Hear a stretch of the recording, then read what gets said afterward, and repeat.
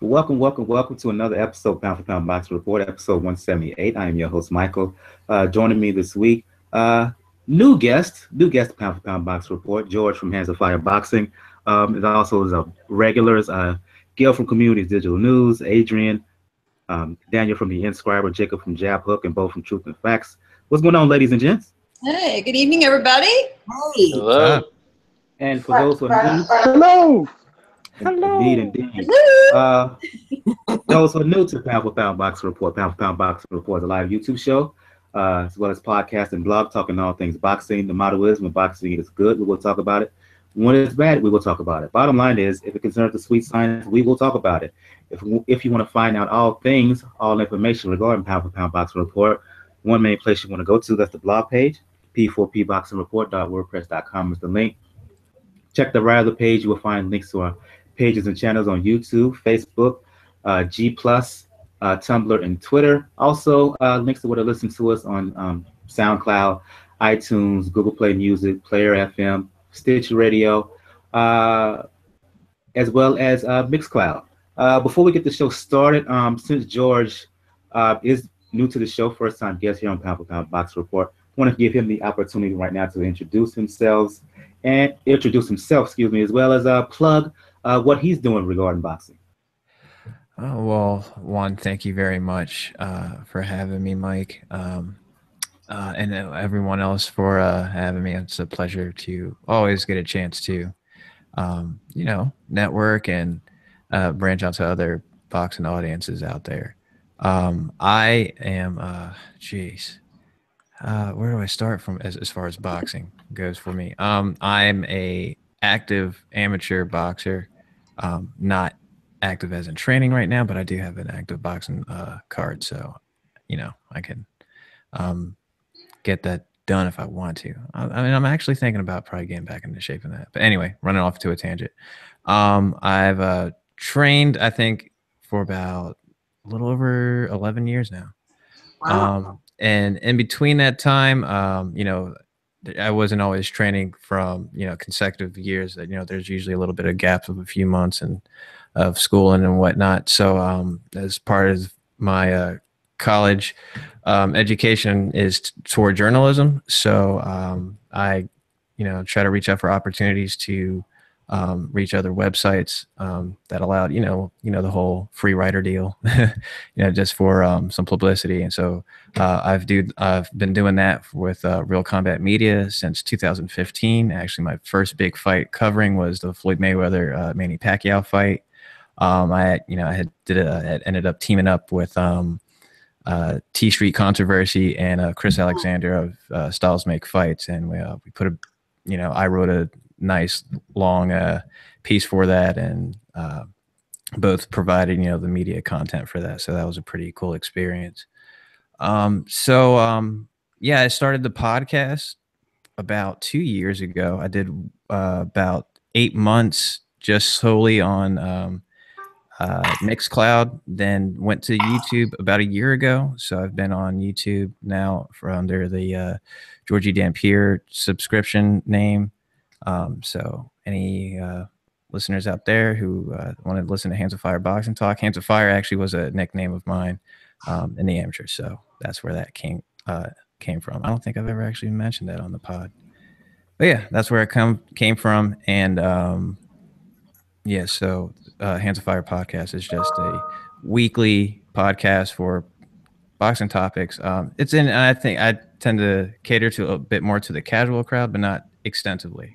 I like to provide knowledge, but get not too thick in the weeds for some people who might not know every up and coming fighter. But we do like to give credit for those fighters who we see on the spotlight for that too. So extensive introduction. I'm sorry, folks, but I think I just wanted to cover everything. So no problem. And if you're looking for any other place to spread what you do, maybe your show or even your writings, by all means, Pound for Pound.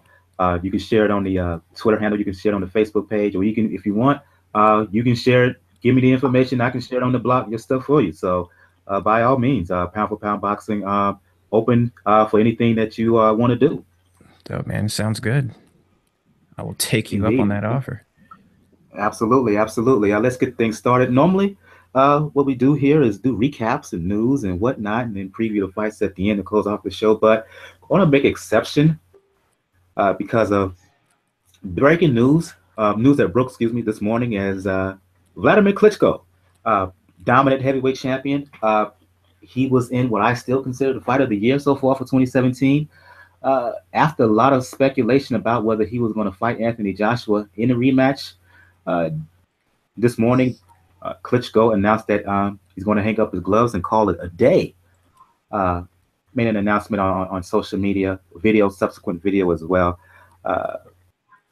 His manager also said that, bottom line for Vlad, that the passion was not in it anymore.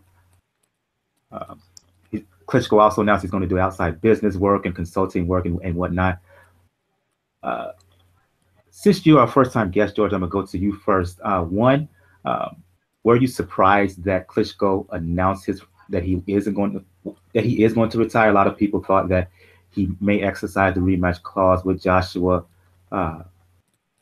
Secondly, talk about Klitschko now that he is retired. His career, his impact on boxing, and kind of what does it mean going forward for the heavyweight division? Does it open things up, George? Well, gee, I can't wait to get to that second bit. But to answer the first question, not at all. I in a way was kind of hoping his retirement was going to be after this Anthony Joshua fight, because I remember Eddie Hearn was really trying to push a little bit of a rematch even before the fight had happened. So it almost kind of seemed like it was a little bit on the on the brain if the fight ended up being good, or some people might have just been seeing that as Eddie Hearn trying to cover up for if Anthony Joshua loses. But now with that having the possibly be on the horizon for Anthony Joshua coming up, I personally did not want to see it. I loved the fight. I thought it was an epic fight. It's my personal favorite fight of the year.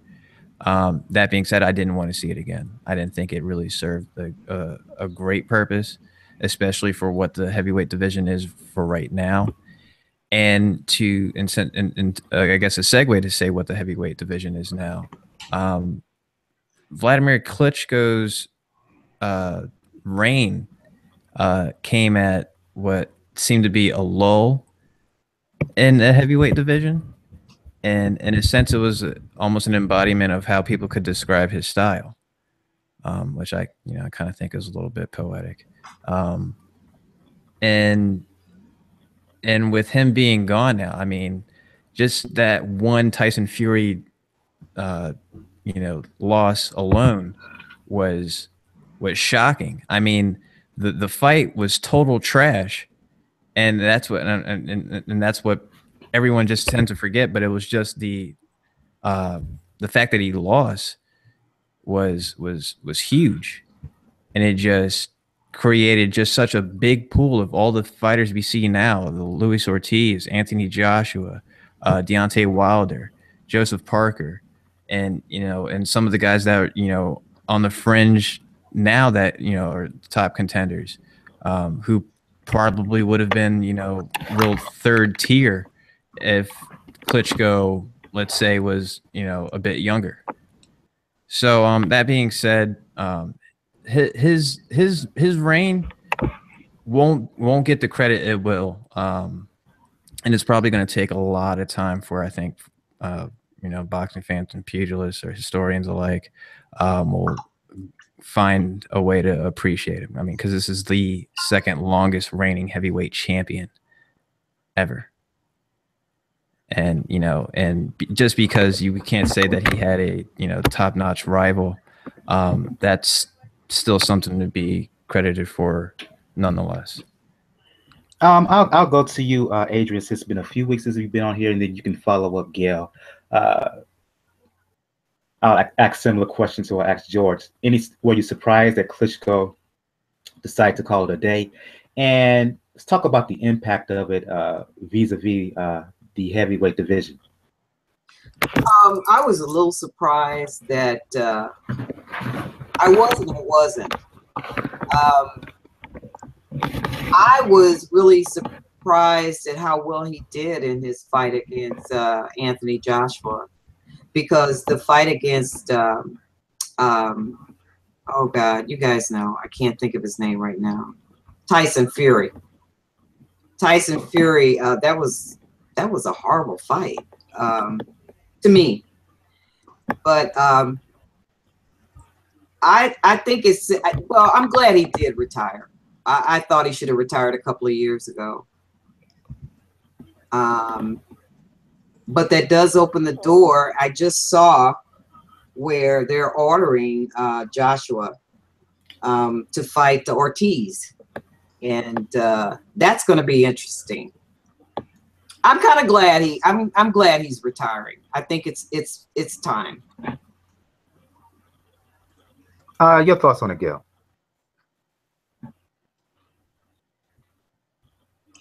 You know, I was surprised when I first heard the news, but in retrospect, I'm not surprised. He made the right decision. Not every rematch can surpass the original. It's fairly rare. Most rematches are a bit of a letdown because you've got two fighters who've had experience with each other in the ring, learning occurs, and they come back with a little bit different approach. The guy who has the most to learn is the one that can most change the outcome. And you'd have to say, as good as he is, as skilled and talented as he is, Anthony Joshua learned a hell of a lot from that fight, all to the positive. He learned he can get up off the deck. He learned how to adjust. It's just everything good you could say about that experience is on Joshua's side. Someone as experienced as Klitschko, you know, what more does he have to learn, really, from having faced Joshua in the ring? And I think he, for the first time in many, many years, was really up for and enthused, excited about the fight with Joshua. He trained like he hadn't trained since he was probably 30. And he gave it everything he had, and he came up short. And I'm sure he thought, you know what? I'm not sure there's any reason to think the outcome will be any different in my favor. In fact, Joshua probably made more of a leap than I did. And he was widely praised for his performance, his enthusiasm, his activity rate. I mean, he looked great. The fact that he lost, honestly, was almost beside the point. So it's as close as you can come to going out on your career, going out for your career with a big win.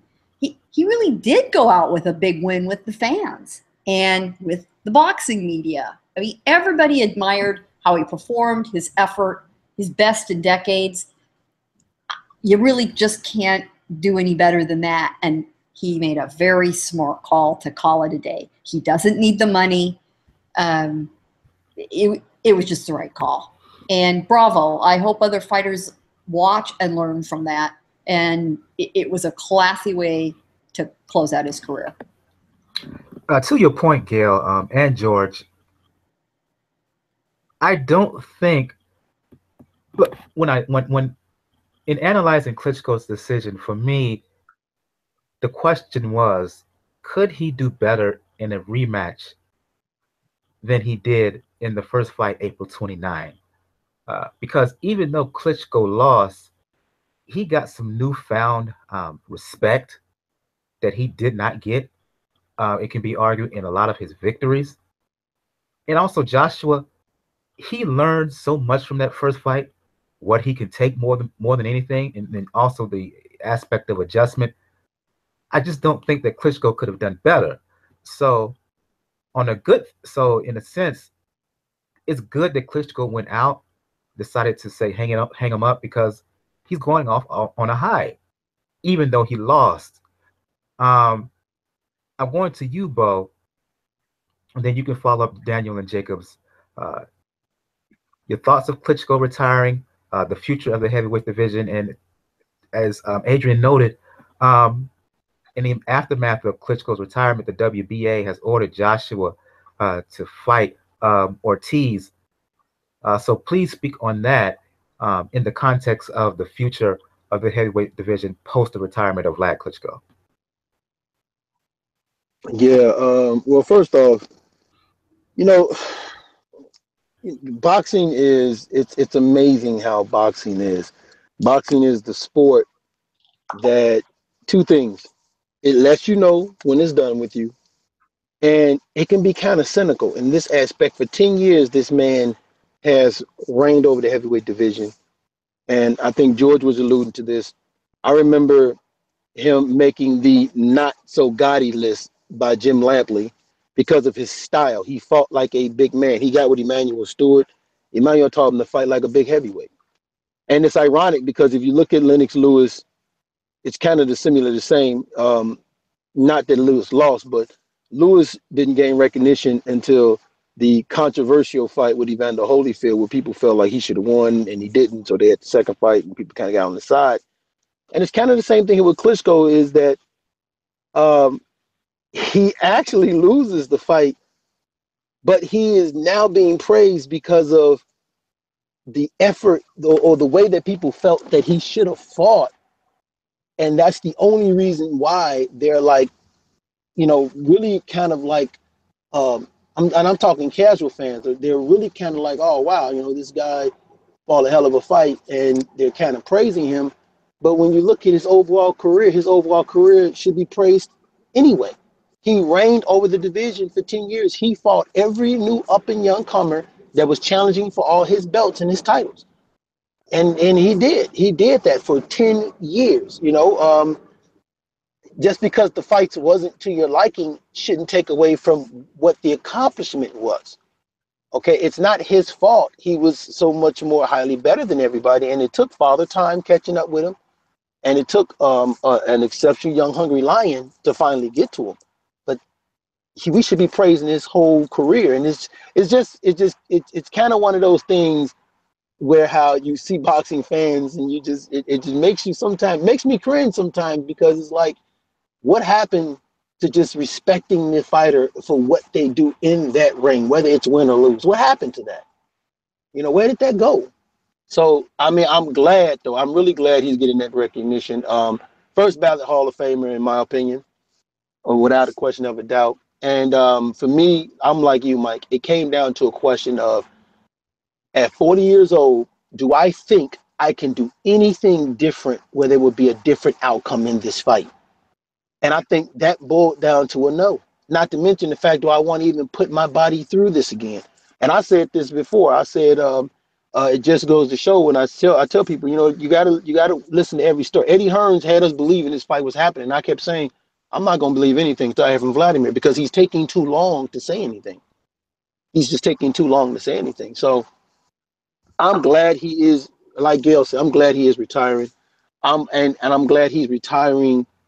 Him and Robert DeGoes Guerrero, even though, you know, Robert loss was more devastating than this, I'm just glad that these were two guys that saw the writing on the wall and said to themselves, you know what, and you know what, Kashimaru too.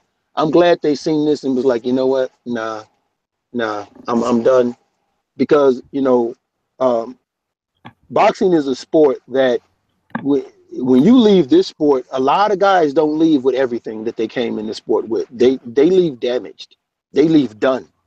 You know, a lot of guys leave and there's simple basic things they can't do after the sport because of the punishment that they take, and not just in the ring, just training camp and everything. So tremendous career, first ballot Hall of Famer. But now we need a separate podcast to talk about this whole thing with Luis Ortiz and the WBA. And the ironic thing about this is, this goes back to something that I said.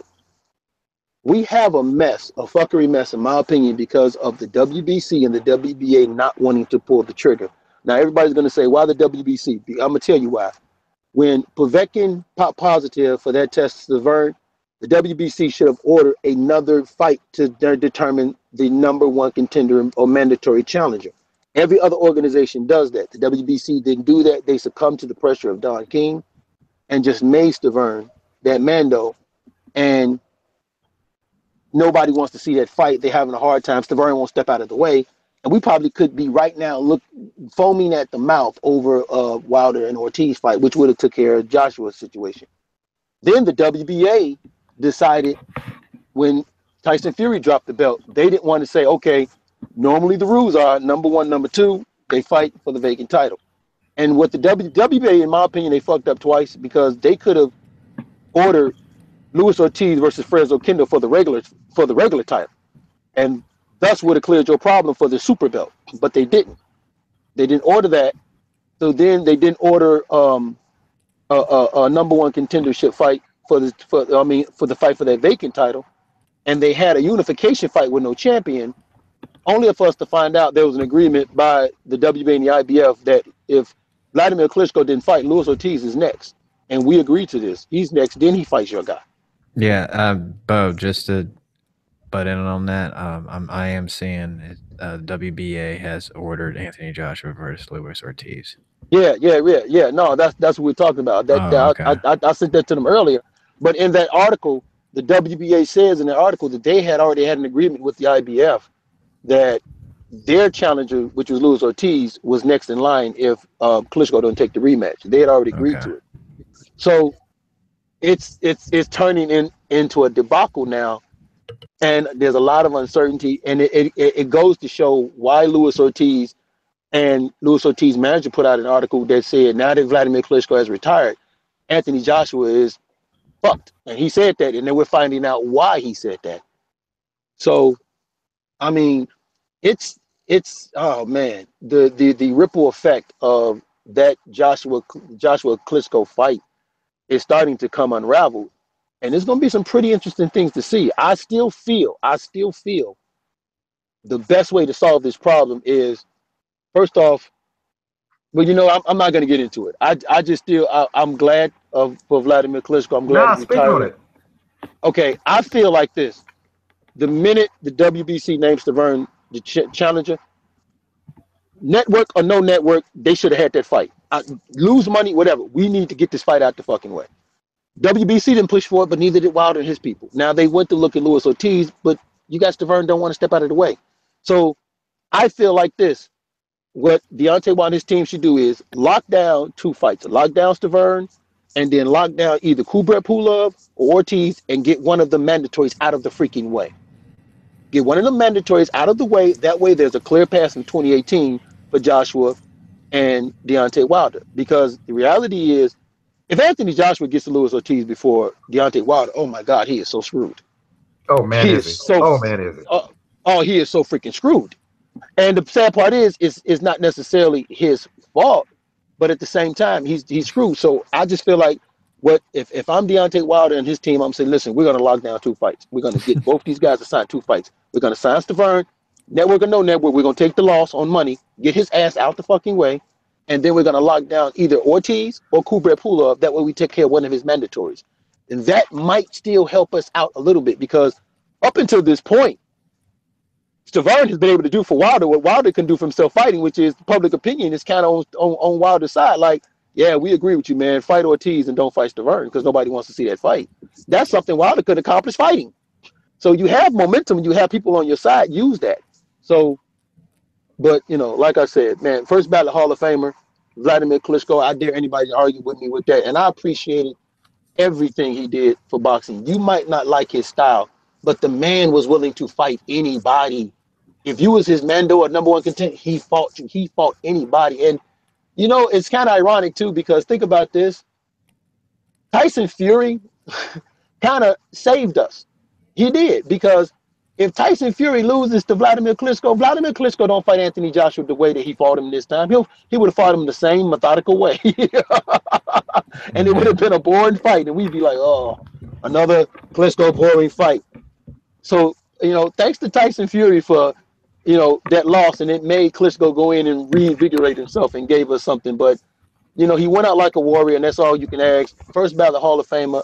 And like I said, anybody that wants to argue with me about that, I dare you. I'll argue that all day long. I'll go to you, Jacob, and then you, Dan, your reaction to the announced retirement of Klitschko and what does it mean for the heavyweight division. Kind of discuss your reaction to the discussion we've been having right now. I wasn't surprised by the retirement.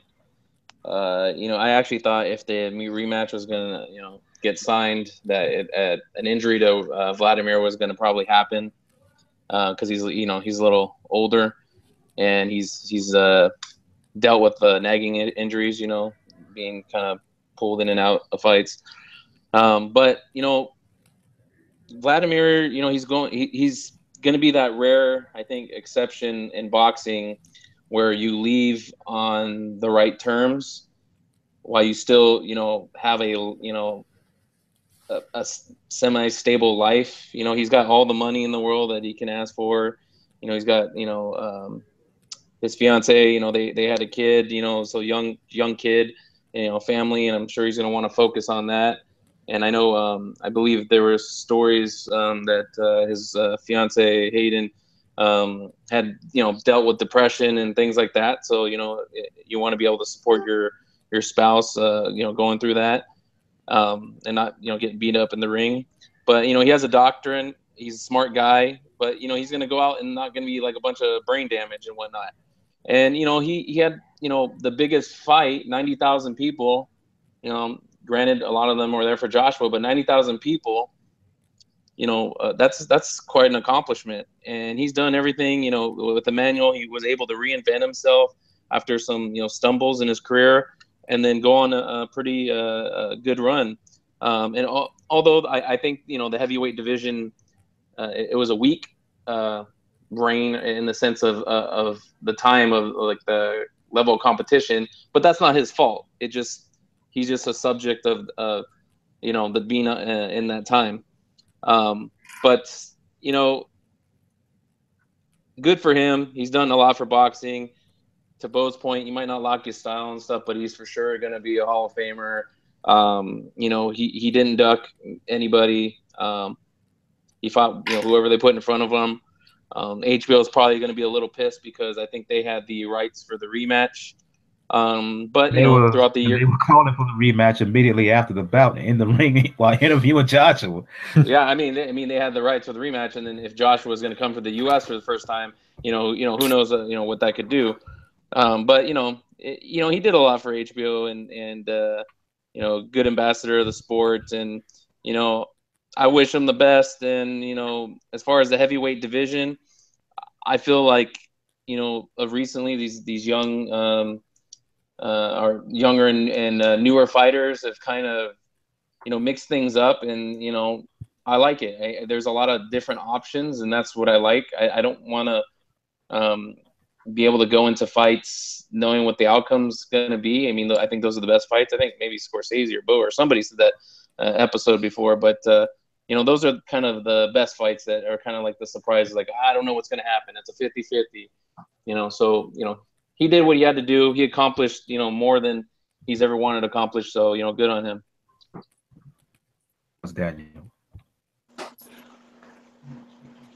When I heard the news and I just started thinking about Klitschko's place, the name that immediately came out to me was Larry Holmes. Not so much in style, not so much in play, as unfortunately the place that Larry Holmes unjustly holds in a lot of people's eyes in the heavyweight division. In a lot of people's eyes, Larry Holmes, despite how really good he was, despite how underrated he was overall as a fighter and a champion, he is seen as the guy that was just there in between the Ali era and the Tyson era. Klitschko has had a much longer reign, but I have a bad feeling, particularly among casual fans, that he's probably going to be seen as a guy that was just in between the Lennox Lewis era and the Anthony Joshua era. Which is very, very unfair because I think we've all agreed, everybody's pointed it out. Yes, he had weak competition, but that's not his fault. You fight who was presented in front of you. And Wladimir Klitschko did that for almost a decade. And did it successfully. It's not his fault that up to now, the guys that he were fighting were not really up to snuff.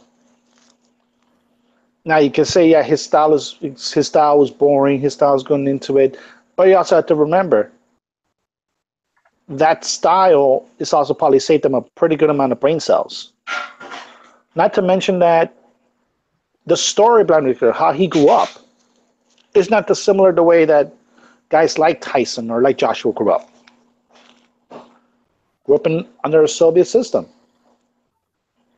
And he earned a level of discipline and a level of stability that some of those guys didn't have in their young lives. And he's going to go into it with, let's say, with a doctorate. Obviously, like say he has K2, so he obviously has dogs in Gennady Golovkin, Alexander Usyk.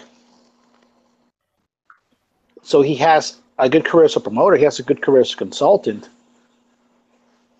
And he's probably going to be better appreciated as the time goes on. Because the way he fought against Joshua, he had to make Joshua dig really deep to pull that knockout from Joshua. And he'll be credited for that. Down the line, he'll be credited. That's the guy that pushed Anthony Joshua to greatness. And he'll be credited for that, and he'll be credited for, like I said, the long reign. Now, I'll agree that first ballot Hall of Famer, if you want to argue that, I'll send you to the first loony bin I see. Because you have to be insane not to argue that Wladimir Klitschko is not a first ballot Hall of Famer. If Klitschko is not a first ballot Hall of Famer, one, you're ignorant. Two, if Klitschko is not a first ballot Hall of Famer, there are a whole lot of folks who are in the Hall of Fame now that you should be calling out, who is not nearly as deserving as Wladimir Klitschko. I'm talking about all divisions. Yeah, overall, and that's one aspect of it. Now, as it goes into the heavyweight division, actually, one last thing about Klitschko, I found this a little bit of trivia when I thought about it. All of Klitschko's major losses actually have been against British fighters. Think about it, like that first shocking loss with Corey Sanders. Well, he was South African. Really? Because I thought he was English. No, he's South African. No, he's South African. He's South African. Okay. Interesting enough. Okay. But the UK can claim that they were the last two to defeat Klitschko. And then Brewster, though, was American, wasn't he? Mm-hmm. Yeah. Like almost his major losses, yeah. I'd say so. One South African, one American, and two Brits. Now, as far as what it shapes up with the heavyweight division, did this unravel a Pandora's box. And Bo, I know you mentioned the agreement between the IBF and the WBA regarding the mandatories. Eddie Hearn kind of broke it because he already stated he was negotiating with Kurtlev Pulev immediately after the announcement for the fight. So in a way, he rendered that agreement null and void. No, but now that this is happening, a lot of plans have been laid to waste. Because obviously now if you're given a financial choice between Deontay Wilder and Anthony Joshua, Luis Ortiz is going to go after Anthony Joshua. It's as bright as day he's going to go after Anthony Joshua. Which means most likely because Eddie Hearn decided to pull that bullshit of negotiating with Pulev first, there's a good chance the IBF might just tell him, fuck you, I'm stripping you of your champion. And you're going to wind up in a place that I thought we would probably wind up with a year ago, which is a completely divided heavyweight division where you have Joshua either holding the IBF or the WBA, either Luis Ortiz or Kurtlev Pulev holding the other two belts, and then you have Wilder and Parker, and then everybody's going to get into protection mode. They're going to protect their corners. They're not going to really take risks. And that's going to wrap a lot of good that first fight did. Should the rematch have happened? I tend to agree with you guys that it probably would have come out a lot more in Joshua's favor because he had more to learn. But it also robs us now of Joshua's American debut probably for another year. Because I don't think Eddie Hearn's going to want to put a fight with Anthony Joshua either with Ortiz or Pulev on American soil. He's going to put that in 02 at Wembley. And once again, first of all, now it forces Wilder to have to give the fight to Stavert. He doesn't want to. There really is no point to it, but he has to give it to him. And like I said, if Parker beats Yuki, he's going to be right about playing the same games. It's doing mandatories, weak mandatories at that. So it does unravel, unfortunately, a lot of the good that the heavyweight division is going to do. I have a feeling that Joshua will be stripped of one of those belts. And everybody's going to, unfortunately, get into protecting their corners, protecting their financial interests. And not risk unification probably for a year, at least. And it will continue to lead the heavyweight division in flux and, if not outright, chaos in that regard. I wanted to get that story out the way with Klitschko. Let's go back into our regular format, recapping what went down this past weekend. I'll go ladies first, starting with you, Adrien. Look, in discussing Broner and Mikey Garcia, I felt that Broner, if he really fully focuses this time, could really give Mikey Garcia a fight. He kind of did, particularly in spots around 9 and 10. But I still, in the aftermath, I was left ticked off because while Broner did some decent things in there, he showed he's tough, showed he has a beard, he can take a punch, but it's like he didn't go all out like I thought he should have went all out, given what was on the line.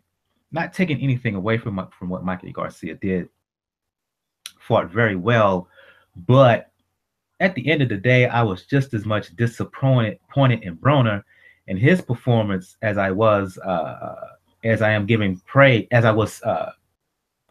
to Mikey Garcia and how he fought. And then the comments of Broner after the fight kind of left a sour taste in a lot of folks' mouths. I can understand why he said it, and I kind of agree with him to a. But started with you, Adrien, and then you, Gil. Your thoughts a few days after the fact now of Mikey Garcia's unanimous decision win over Adrien Broner. Well, I think Adrien Broner disappointed a lot of people because I think a lot of folks got behind him. They thought he was going to do better. For one thing, I think Adrien has a tendency to blow up when he's not boxing.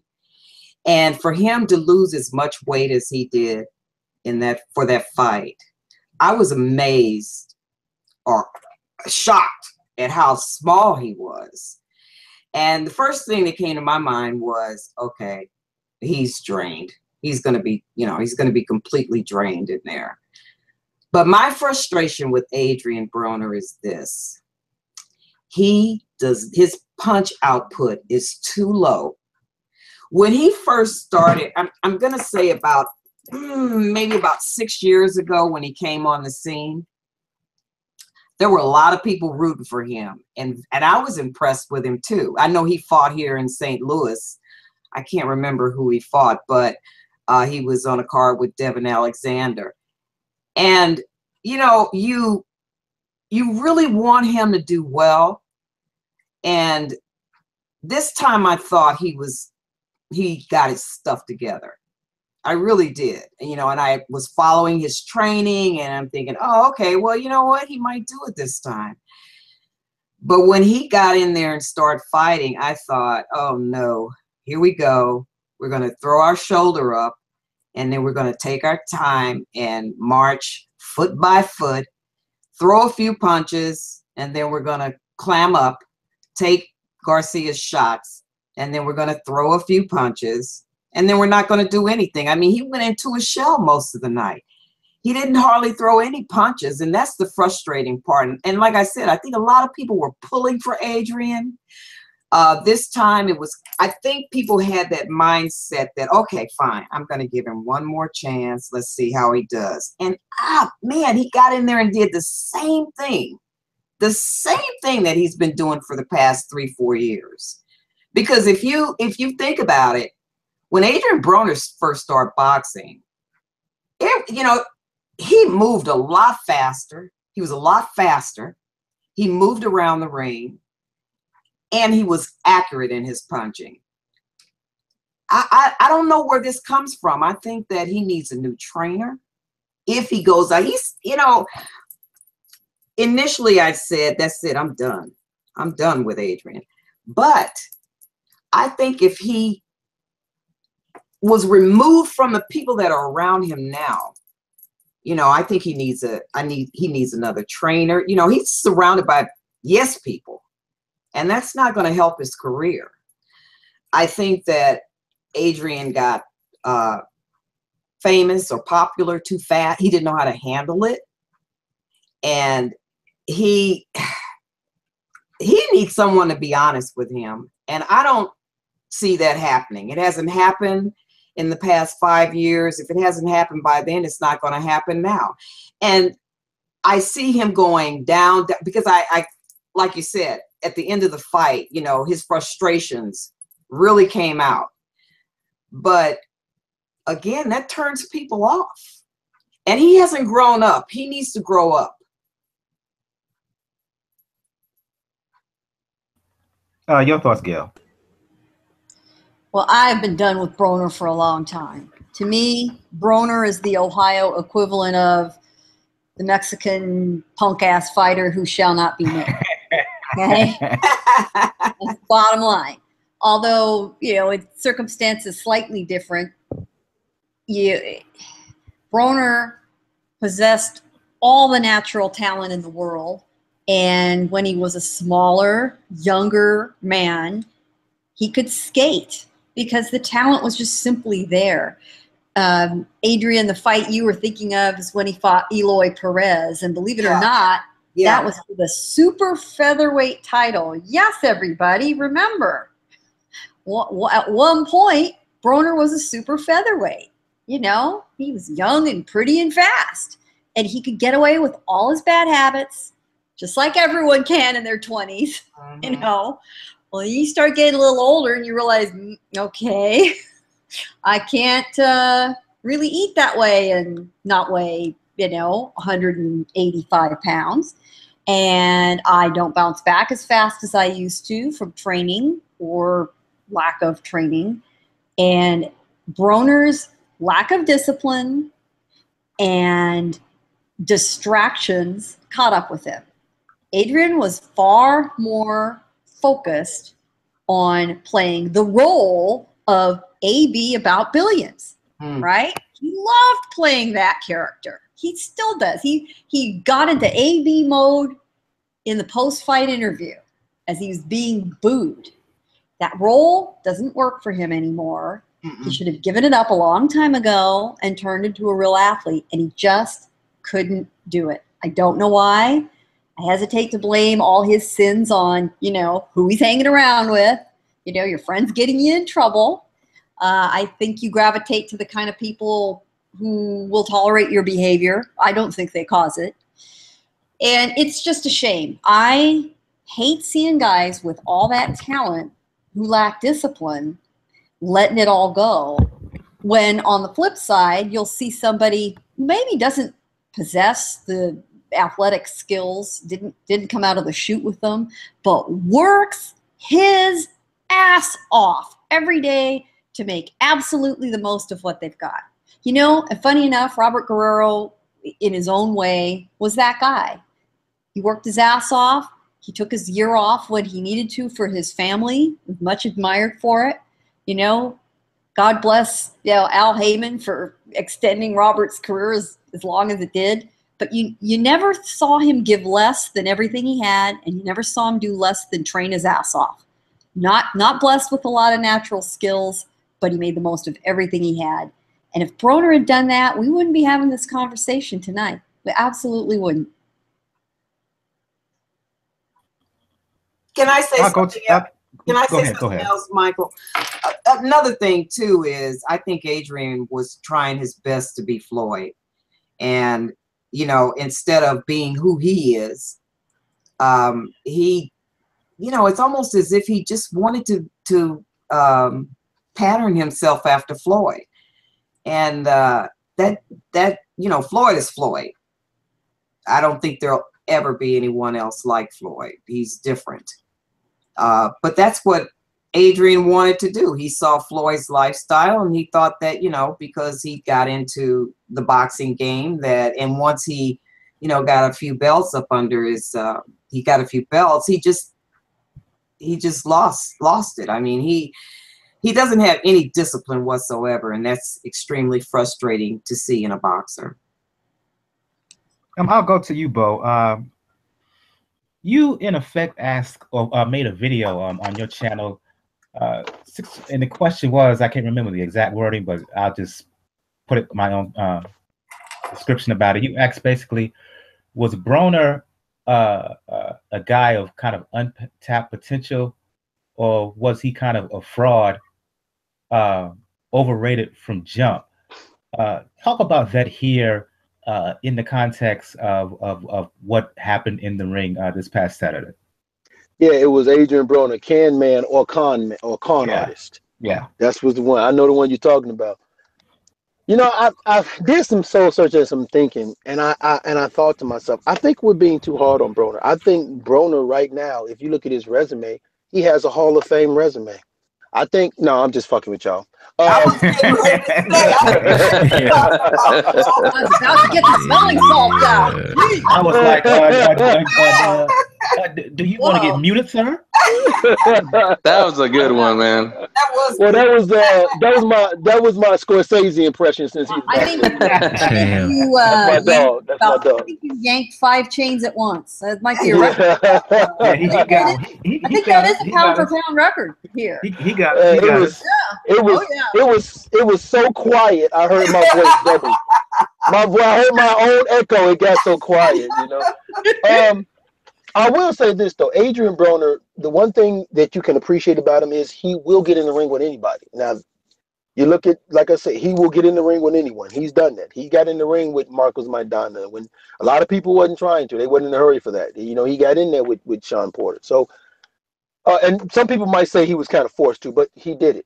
The problem with Adrien Broner is that to a certain degree, I agree with you, Adrien, but this is where I disagree with you at is he wanted to copy Floyd's lifestyle out the ring, not his lifestyle in the ring. Well, yeah, but he still, you know, he still copied him with the shoulder. Yeah, but he wanted to copy, not in the ring. But what I'm thinking he's talking about more about dedication, is what he's exactly referring to. His dedication to training. The problem with Adrien Broner, and we can go back. Here's the biggest problem with Adrien Broner is he got what he wanted in life, period, was to be recognized. He started hanging out with famous people. He started being looked at as the next heir apparent to Floyd Mayweather. I mean, everything that he had worked hard for, he saw it coming, and he got complacent, he got content, he got majorly distracted, and there was nobody there from a mental capacity to rope him in. Right. When you have the number of children he has before 30, my God, you ain't disciplined. I'm sorry. You ain't disciplined as shit. Now, if you was married or a fiance and I was like one person, fine. Right. Okay. If it was one woman, fine. Listen, I come from a Papa was a Rolling Stone goddamn family. Trust me. You are undisciplined as shit when that goes right there. Then on top of that, he started doing what he wants to do instead of what's needed to be done. My mom says all the time, I'm never going to do what you want. I'm going to do what you need. He needed to constantly stay training. Paulie said something that really struck me, and I picked Mikey to win because Mikey's always shown me he's the more consistent fighter. Like, that Jim Robert Garcia has you well prepared for fight, but Mikey's always been consistent. But Paulie said when I talked to Broner made weight, and he said, "Oh man, you made weight," and Broner said, "Yeah, it was the first time I ever dieted in my life." That I was like, "Are you fucking kidding me? Like your whole career, you never did shit like diet?" So you was going off pure natural ability. You was going off pure athleticism. You was never working on your craft. And when you got in there with the guy that worked his craft, I think Adrien Broner probably spent more energy on his ring walk to the ring with the dancing than he actually did in the fight. And the sad part is, if you watch the fight, when he started being aggressive, going to Mikey's body, I think Mike, you mentioned it too, that something might be wrong with Mikey's nose because he busted his nose. So when he started going to the body, when he started doing them things, you saw it. It was there. I mean, but round nine again. When he really decided to sit down and go to and take it to Garcia, you saw the effect. Garcia didn't like it. He didn't. All. And you see it. You see it's there, but he doesn't use it. It is something mentally wrong with him. And I'll go back to something with this right here. I think Adrien Broner got to a place in his life where he wanted acceptance from the people that he was start hanging around. Like for some odd reason, he needs Floyd Mayweather's acceptance, and I don't understand it. Like one minute he's mad at him, then the next minute he's at his house. It's like, dude, you know, are you bipolar? Such a dysfunctional yeah, but it's like, dude, are you bipolar? Because I'm sorry, when I was Adrien Broner's age, the only acceptance I wanted was my mom's. Everybody else can kiss my ass. That was the only acceptance I wanted was my mom. You know, I didn't need another man's acceptance. Now, so. Well, yeah, but I'm just saying that ain't like I don't need another man's acceptance. Okay, you can respect me, fine, but I'm not gonna be running around here begging or selling myself or making myself look bad for your acceptance. So that was an issue I had, and it all goes to his mental state of mind. Now, can Adrien Broner become a champion later on? I think he can, and I think the reason why people are so hard on him is because he had the talent. You saw everything was there, and he just didn't work on it. He never improved himself. So I wasn't surprised with Mikey winning. Where does Adrien Broner go from here? I don't think he needs another team. It's something upstairs mentally. He needs to take some time off and mentally get himself right. And really ask himself, man, is this something you want to do? Because, you know, you got so many other things that you're involved in and that you're doing. It's pulling you left, it's pulling you right. You know, maybe you just need to take that year off, get your mind mentally right, and then readjust yourself with boxing. Because again, it's there, but it's up to Adrien Broner, and we're hard on him because we saw this talent. We knew what you had. We knew what the possibilities was for you, and it didn't happen. Now, mind you, his losses came to 3 of the top guys. But it's the way he lost it. Because I hear people say that, well, he only lost the 3 top guys, but it's the way he lost. He didn't do anything in them fights. He didn't do anything in them fights. You know, and that's the frustrating part is if you'd have gave a performance better than that and you lost, I could accept it if I saw you perform like you did in the 9th round, all fight and you lost, okay, fine. Like, but why wait to the 9th round to do it? Why wait to the 12th round and knock down Sean Porter? Why is this always the thing with him? So it's not his training. It's a mental thing with Adrien Broner. Because if he doesn't understand, it's desperate time. You were the bigger man and you was getting walked down by the smaller guy. If he doesn't understand it's desperate time, then that's a mental thing. No coach can fix that. That's something Adrien Broner got to fix. I believe he can bounce back. He's 28 years old. I hope he does, because I don't want this to be the story for any fighter in boxing, especially somebody of Adrien's talent. So, you know, we'll see what happens. But I mean, and all the criticism he get, because he said something about the haters after that, and some about, oh, y'all are still pay to watch me fight. And I'm like, dog, come on, man. You know, bow out gracefully. Damn, this is the reason why people shit on you. Because I mean, you don't know when to turn it off. I mean, if going back to the lead story, if Broner would have went out like Klitschko did against Joshua, he would have more respect. He would have more respect. I'll go to you, Daniel. And then you, George, recap what went down Saturday night with Garcia's win over Broner. Scorsese's here. All right. Yeah. Now, when it comes to this particular fight, it was a little bit, but I had it closer than what the judges had it. But I had Mikey winning on points because the unfortunate thing is everything that Broner did is exactly what I expected from Broner. Which is, okay, he's going to try to come in, he's going to use a shoulder roll, and if you hit him, he has to mentally reset, which is what he did. There was a point in the 9th round where Mikey was hitting him for a minute straight, and Broner did not throw a counter at all. So that's expected. What I didn't expect probably was for Broner to be as inactive as he was throughout most of the fight. Because if you think about it, like Broner does his best when he gets on the inside and when he's aggressive coming forward, not letting you get those punches in to mentally reset. He hardly did that at all. And in fact, the first round, you only had to give it to Broner just based on activity. It's one of those situations where I do think the hype got to him.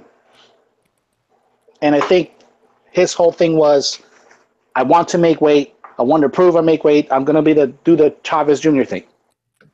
I'm going to make weight. I'm not going to lose $500,000. And I'll just win because I think and this is to me a tactical error that I think him and Mike Stafford made. That as soon as Mikey thinks I'm hurt, he's gonna go Mexican style. He's just gonna come in and act like Barrera, Morales. He's just gonna come forward, abandon all technical sounds. And Mikey, hate it or love it, it's not one of those guys. He's one of the most patient and technically sound fighters today. He's one of those guys that he's not going to jump on you if he thinks he can hurt. He's going to wait for the right punch to land so he can take you out. He didn't get one against Broner, but Broner unfortunately made the mistake thinking that he was going to come bum rush and let him be able to land a big punch. Ultimately, because of what Broner has accomplished before then, so people can say, "Oh, he's going to be a Hall of Famer. He's a 4-division champion." Yes, he's a 4-division champion. And he won a belt in one division in a fight which we can argue that Paulo Malignaggi won.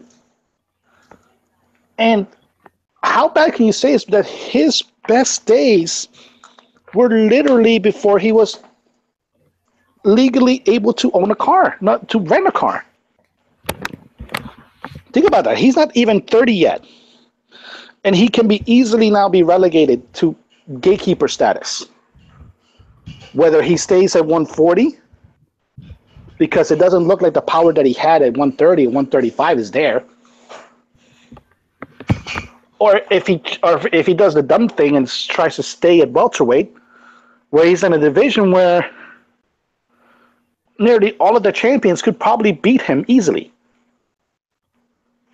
The only one that I could probably say he has a pretty good chance against Jeff Horn, because we haven't seen enough of Jeff Horn. But at the end of the day, like I said, Mikey did what he was supposed to do. He became a champion.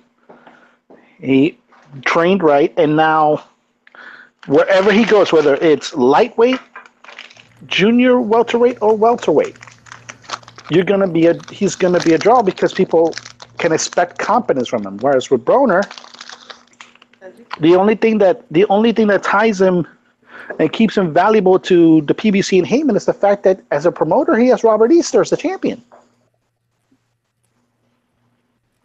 He bought into the hype too soon. He bought into the hype too soon. And I'll always remember this. Whenever there was the British broadcast of Broner Maidana, when they were introducing Broner, how the Sky Sports box office team was hyping up Broner. They literally named him right there. He's the next big star. He's the heir to Mayweather. And look what happened. I know you have to head off pretty soon, George, so I'm going to you right now. A lot of this discussion so far has been focused on Broner, the disappointment of Broner. We shouldn't not omit what Mikey Garcia did in the ring, how he performed. So, yes, talk about Broner and what he did and what he didn't do, but within your breakdown, talk about Mikey Garcia as well. Yeah, I'm actually glad you kind of were, we're going toward that contrast because while I'll, be the first to say I picked Garcia to win from the moment this was announced. There was a bit of a current of Adrien Broner supporters or just hope or support that kind of came toward the end. But yeah, I was pretty certain Mikey was going to carry it through. And I've just been on the, I guess I don't even know what to consider what's the bandwagon as far as regarding Adrien Broner, because I've always been just on the down slope with him of, you fooled me already, so I'm not falling for it again, and it's been pretty much like that the past, pretty much since Maidana, honestly. I mean, the whole antics leading up to that fight was kind of where I kind of stopped, really, because I was a Broner supporter from the very beginning. But just the way he carried himself throughout that way was just kind of annoying. And was kind of happy when he got, what he ended up getting. But like he said, I mean, when you talk about contrast in fighters, from a guy who lacks discipline to a guy who had solid discipline in the game plan that he fought. I mean, I just regarding his performance overall, I mean, I loved how he was. I mean, he kept such a great measure of distance throughout every minute of every second of that fight. I mean, he was well measured. He picked his shots, very selective and accurately, and was able to even, considering he wasn't even the boxer at that, but was still the better boxer, if you know what I mean. He wasn't the mover, but yes, he was still the smarter fighter. And I was quite impressed with that. And in the sense, I feel that's where I kind of feel for Mikey, is because he really did put out an outstanding performance. But considering there is the expectation that Adrien Broner was always going to let you down anyway, wave of, fans, and also the people who were just, wow, on that hope of Adrien Broner pulling it through. Wow, he looked really bad. I can't believe he looked that bad. So therefore, I can't give Mikey Garcia full credit type deal. And that's unfortunate. But I feel like, in a sense, Mikey will, at least there's more of a better trend that he gets the support rather than Adrien Broner being, that bad.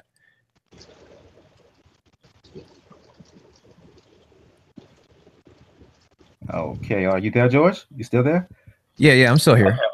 Quick follow-up question before you head off. Focusing on Garcia, the future for him. We know there are fights for him to back down at 135, namely Linares and a possible dream matchup with Lomachenko. But in the days leading up to this fight, he also talked about staying at 140 or even possibly moving up to 147. Based on what you saw Saturday night from Mikey Garcia, where do you think the best direction is for him? Should he try to seek that fight with Linares in particular, or should he stay at 40, or even try to go up to 147? I don't see 147, but he mentioned it, so let's talk about it quick. Yeah, and I don't see it either. And I'm glad you actually asked that, because this was kind of a thing we were discussing, me and Bo, yesterday on the Hands of Fire Boxing Talk, because that was another, as far as part of noting how to grade Mikey Garcia's performance, is you also to put that into aspect of what that's like for the rest of the division. You know what I mean? So yeah, he looked really great in that fight, but there are the Terrence Crawfords out there and Ndongo who are about to scrap it out. So, I mean, who's to say that he, he'll have the same dominance that I feel like he has a better shot at with that Linares fight? I mean, it still makes for a great fight.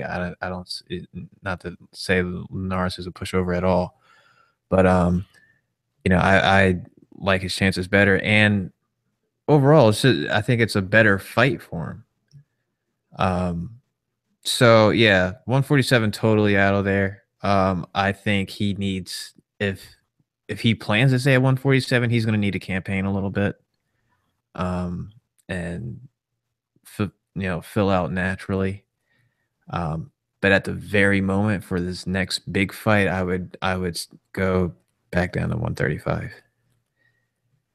Indeed. Like I said before, I know you said you had to head off. So before you leave, I'm going to once again, as I usually do when I end the show, for those who want to talk boxing or anything else with you, let the folks know where they can hit you up. And again, thanks for having me, guys. A little bit of an early night, but G.Ali6 is my Instagram page. Georgie Dampier is my YouTube channel. Ring IQ Boxing Group is where I have my most activity, and UK Boxing Group. But whenever I have any podcast or any type of links at all, I try to send them out to at least my support based groups, the movement, and a few other groups. So am I missing anything? I feel like I got it all. Oh yeah, George Ali Dampier on Facebook, if you want to add. So, but yeah, that's it. And again, thanks again for having me, guys. This was a lot of fun. Wish it could have stayed longer, but gotta get up pretty early tomorrow. Oh, no problem. Understood. I want to first of all, thank you for coming on to the show. Going to have you on again for sure. Now, as I stated earlier, if you want anything that you would like to share, writings or show or whatever, pound for pound is open. You can share it on the Facebook page. You can share it on the G Plus page. You can even, if you want, we can work something out. You can put it on the blog. I don't care. So again, thanks for being on, George. Absolutely, man. We'll definitely get in contact very shortly. Okay, indeed. I see Scorsese is here. I want to go to him. And then lastly, Jacob, your thoughts on Mikey Garcia's win over Adrien Broner? I heard everybody pointing. It's hard to give Mikey, not hard to give Mikey credit. It's just hard to resist the urge of wanting to cuss Adrien Broner the fuck out, because there's so many other fighters that are putting in work, putting in effort. Like Gail said, they may not be naturally talented. They may not have every ounce of talent that he got in his thumb, pinky toe, or whatever. But they go to work. They go to war. They get the job done. They don't just make weight. They make weight, rehydrate, then they go at it. Then they rest. They don't get in the ring and say, oh, this is the rest period. The most immature moment I saw in that fight is at the last second of the fight. This man, after doing nothing. I'm gonna talk about what Mike said. Let me start there, where you said he gave Mikey Garcia trouble with some body punches. I don't think he did. I think Adrien Broner understood what was happening. Mikey Garcia said, hey, I ain't got to knock you out. I already beat you. And Mikey was just saying, okay. And Broner even alluded to this in the interview with Radio Raheem, said he started playing the points. And Broner acted like he had a problem with that and said it was running. What was he doing in the first half of the fight then? When he was playing out, just win. What was he playing then? Win the rounds? I think that's the name of the damn game. Win the rounds and knock his ass out. And it's like you get to a point where you think you try to show people I'm still battling, I'm still a warrior. No, he's playing the points and he's saying, forget you. I don't have to knock you out. They're gonna be happy that you lost. They're gonna thank me for your loss, even if I don't knock you out. And it burns me up to see at the last second of the fight, the last damn second, this man tried to ratchet up like he heard the 10 count bell, counted down in his head. And then he ratcheted up one big left hook like a final jump shot to beat the clock. Get your immature ass out of here with that shit, man. I do that at my trash can when I'm cooking. 3, 2, 1, take the shot. That's the shit he done. And that right then and there, I was pissed the hell off.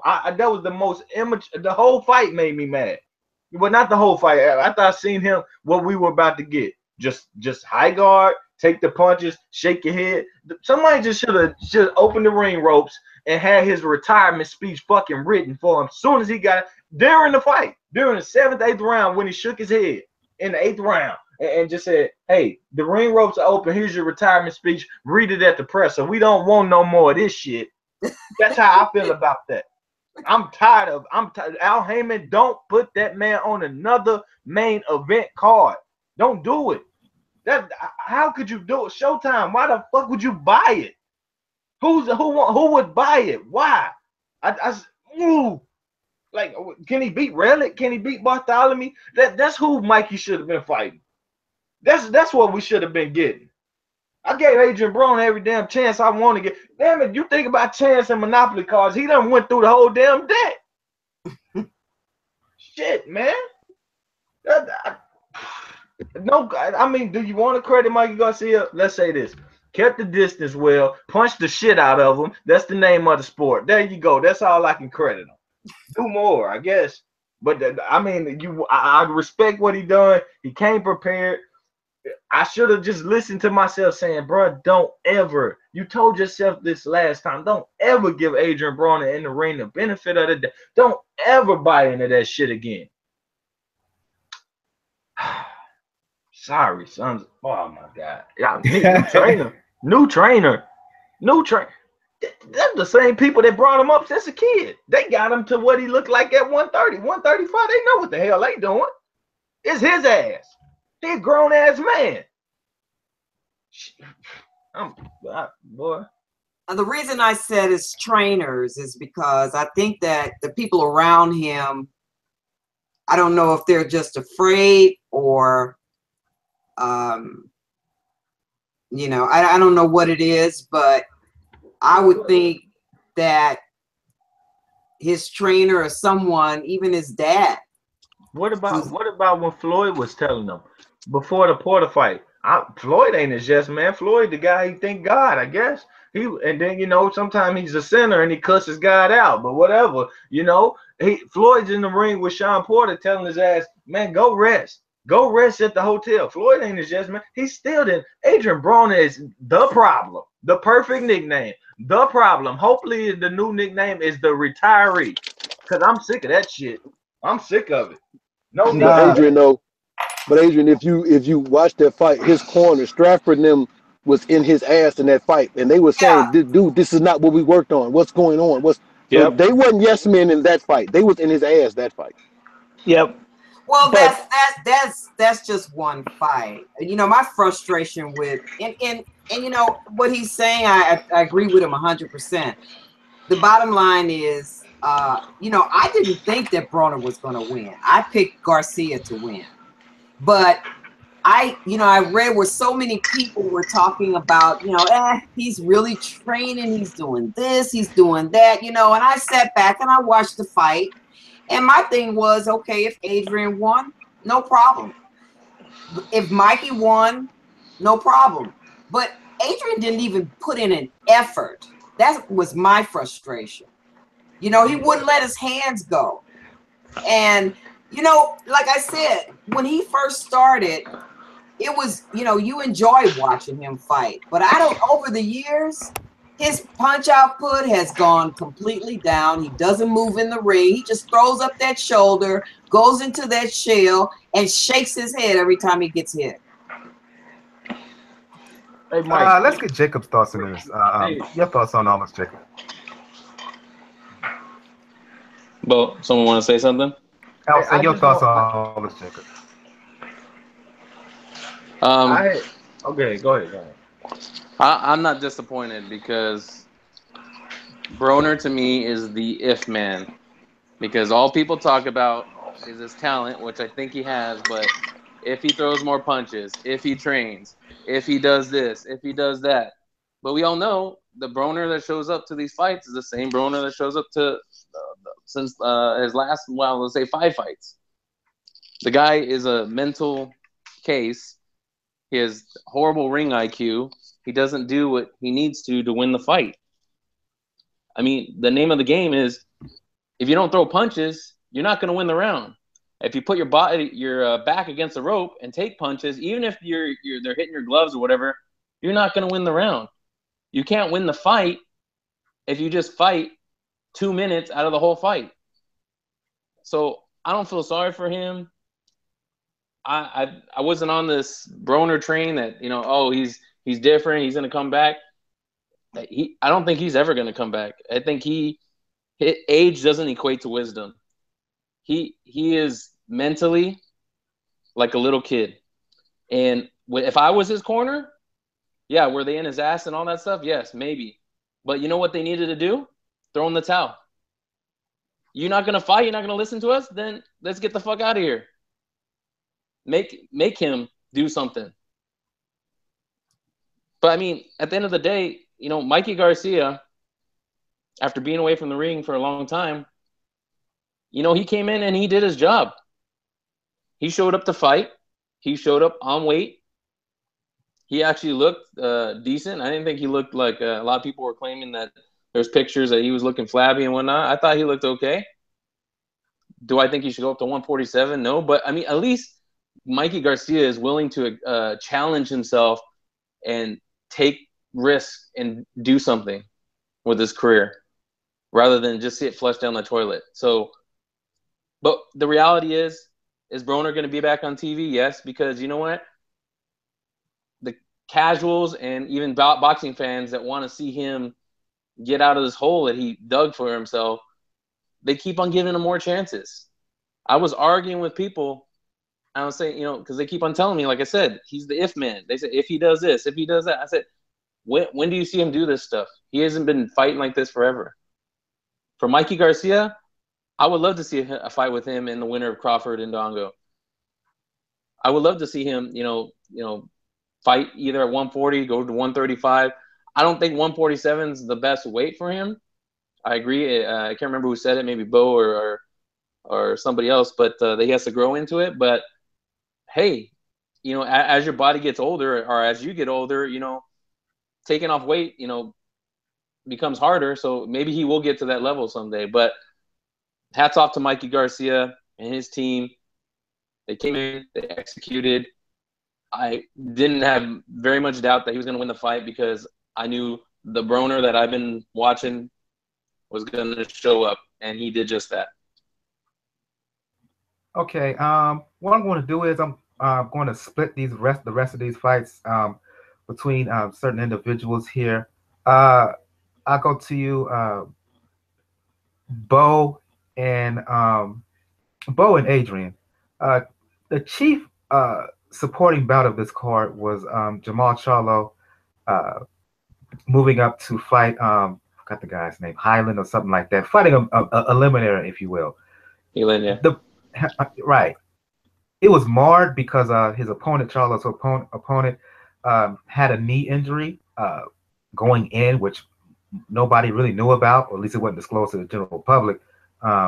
And I give some side eye to the New York State Athletic Commission, given how bad his knee was. He shouldn't even allowed to let him fight, and the fight should not have went that long.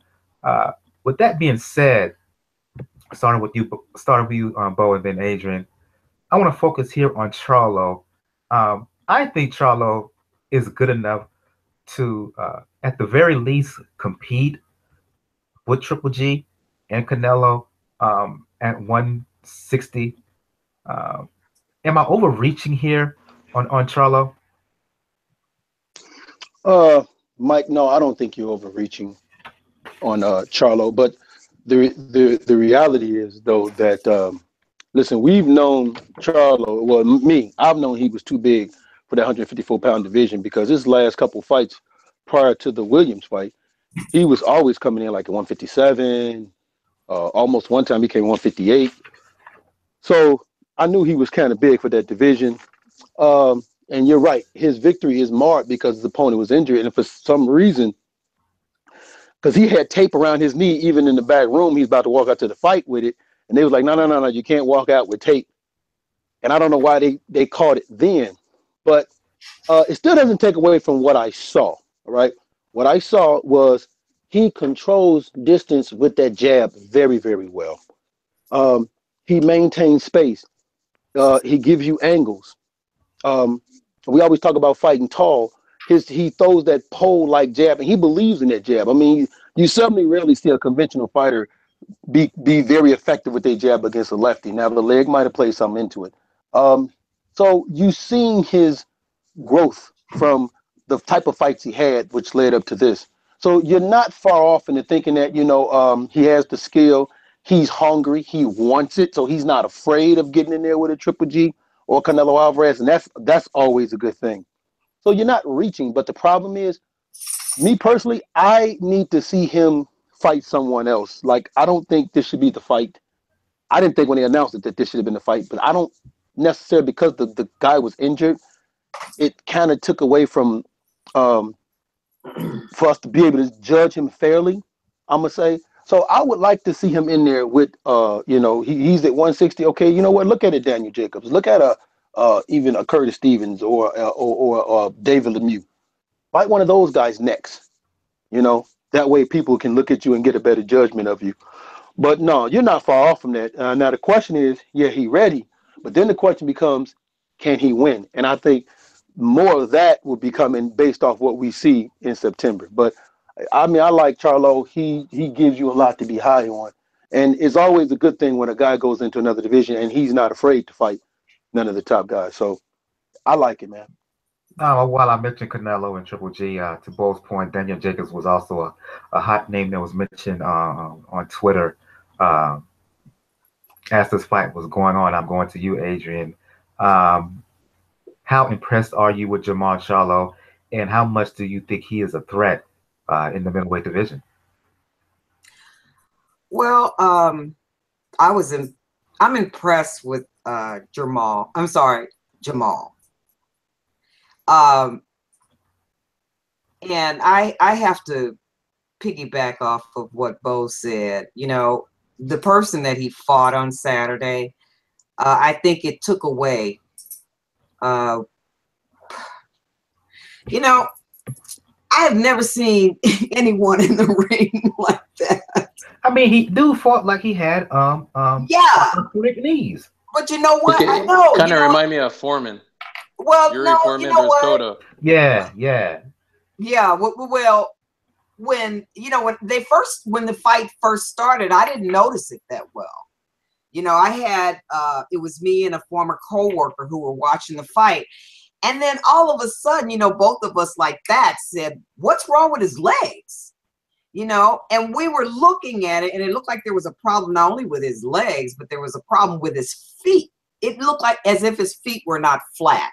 I don't know. Did anyone else see that? I mean, he looked like Forrest Gump before Forrest Gump ran out of them braces. Yeah, exactly. He looked like Bambi, Bambi when he was born or when he was on ice. Yeah. So I have to agree with Bo. I think he should fight. I'd like to see him fight. I don't know if they're in the same division though. Austin Trout. No, he moved up. He already fought Trout. Did he fight Trout? Yeah. Oh yeah, he did. Yeah. Right, last year in May. You're right.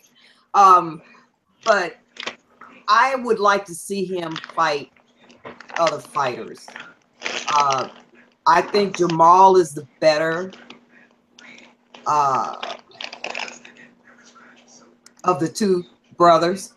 I think Jermall has more drive, and he definitely has more power, and his style is really good. But I don't know. I can't get, that fight to me, I just can't put that in the books. I can't do it because of the guy he fought. I can't do it. When you watched the fight, you knew after you saw what was going on with this guy. It was oh my goodness. It was like putting trying to find some sort of example. It was terrible. I couldn't believe it. But again, I would like to see him fight someone else who doesn't have a handicap. Is there a fighter from 154 to 168 who has a better jab? No. Besides Golovkin? Yeah, at 160, Golovkin. At 154, no.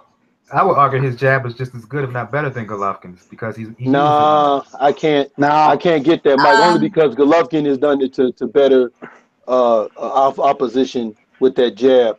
I think the only one I can compare Charlo jab when he fought Trout, but I still would have to edge Golovkin. I'm sorry. Go ahead, Gail.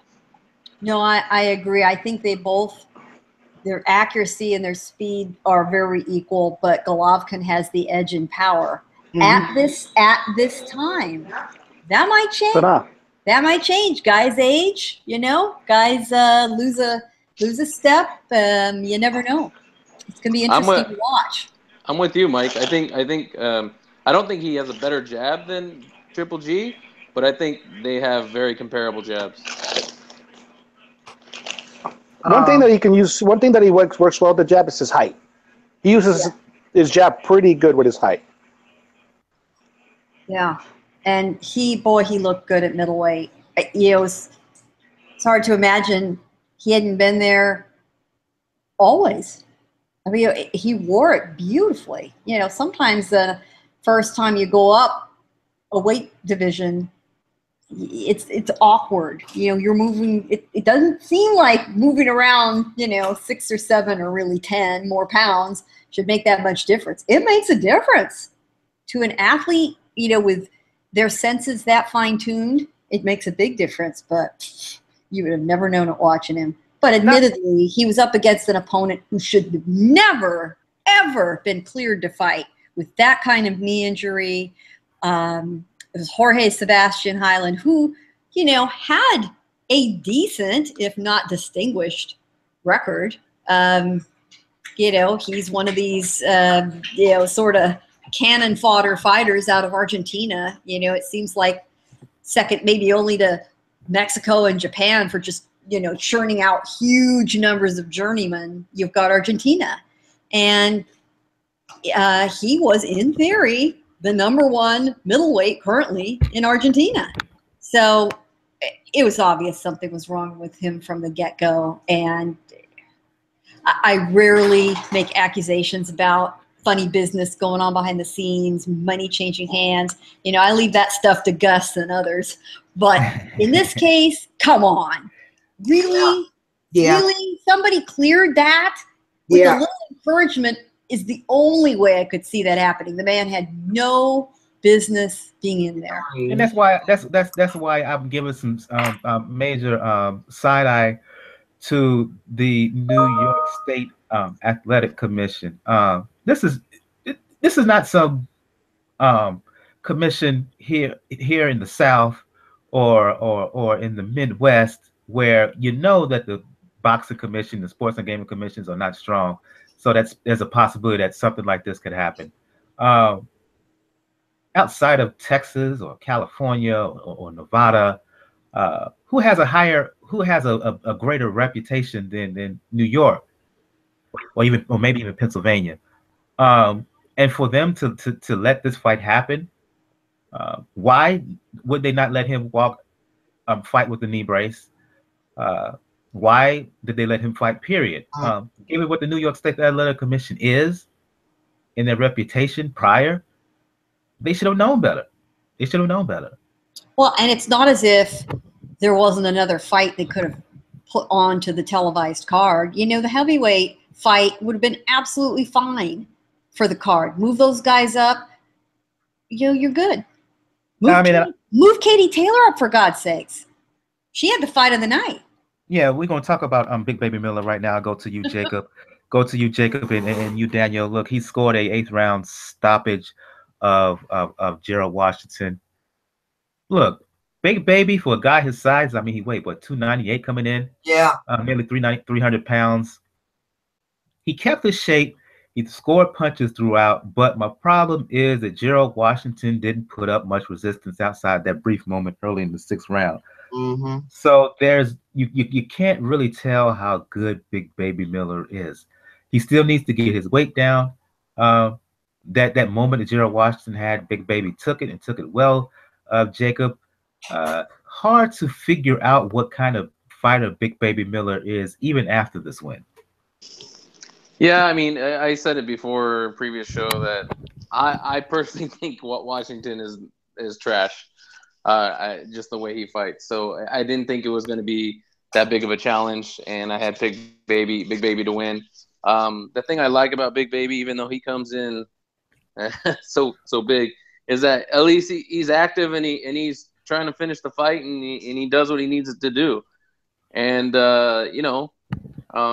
we gotta give credit to Scorsese. You know, he kind of hyped him up a little bit. And he, I wouldn't say he impressed me because of the level of competition, but I will definitely like to see him fight and see what he can do against a higher level competition. And if it's I wouldn't mind to see him against like a Parker, someone like that. I'll go to you, Daniel. Thoughts on Big Baby Miller's performance? Jacob mentioned future opponents. A lot of talk of a fight between Dillian White and himself. It's a fight I wouldn't mind seeing. Both in terms of looks and fighting styles, I would agree because they kind of look alike. The only difference is that White is definitely in better shape, at least in overall physical shape. But this fight, Big Baby did show a little bit of that he can still weather a little bit of going into the late rounds. He wasn't getting as tired as people thought he was going to get tired, given that the man, like, he keeps trying to say, I'm going to keep down 150, keep showing up to fight at 300 pounds. But we have to remember, he was, prior to staying in boxing, was a kickboxer, was a K1 champion. So he's used to being active at that weight. So I don't fault him for that. But Washington, I don't know if it was just the fact that maybe a little bit of mental trauma from the fact that how he got knocked out with Wilder. But yeah, he didn't throw his hands as much. And you've kind of figured that, okay, you want to throw good punches against a guy that looks pretty flabby, and you know that we haven't seen him in the late rounds before. But it just kept getting worse and worse for Jarrell Washington in the way, because every single time he went into the corner, he almost wanted to flop into the corner. And the corner did the right thing. They stopped it when they did, because there was no point of that fight going on. Dillian White is probably, as far as an opponent for the Baby, Dillian White's probably the preferred opponent. You can even throw like a Derek Chisora in there. And I don't think Big Baby has any problems flying to the UK to get that fight. The issue is going to be, though, what's his mouth going to say? Because we already seen him get into a shouting match with Wilder on radio. Where Big Baby Miller did? Yep, on XM radio. Oh, I didn't know that. He's using Wilder to up his profile. Let's face it. Yeah, yeah. That was mainly where it is. But if his mouth is going to keep running, if his mouth's going to keep running like that, yeah, you're going to see some antics from Miller's camp, particularly because his promoter is such a small promoter. So they need to do things to up his profile. And ultimately, he'll probably get a good opponent. Like I said, he's not there yet.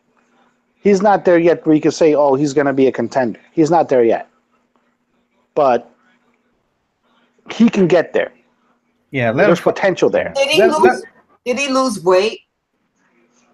No. No, he's No. I'm not trying to be funny. I thought maybe he lost weight since the last time. Well, no, since the last time. No, he actually came in a pound heavier. Really? Yeah.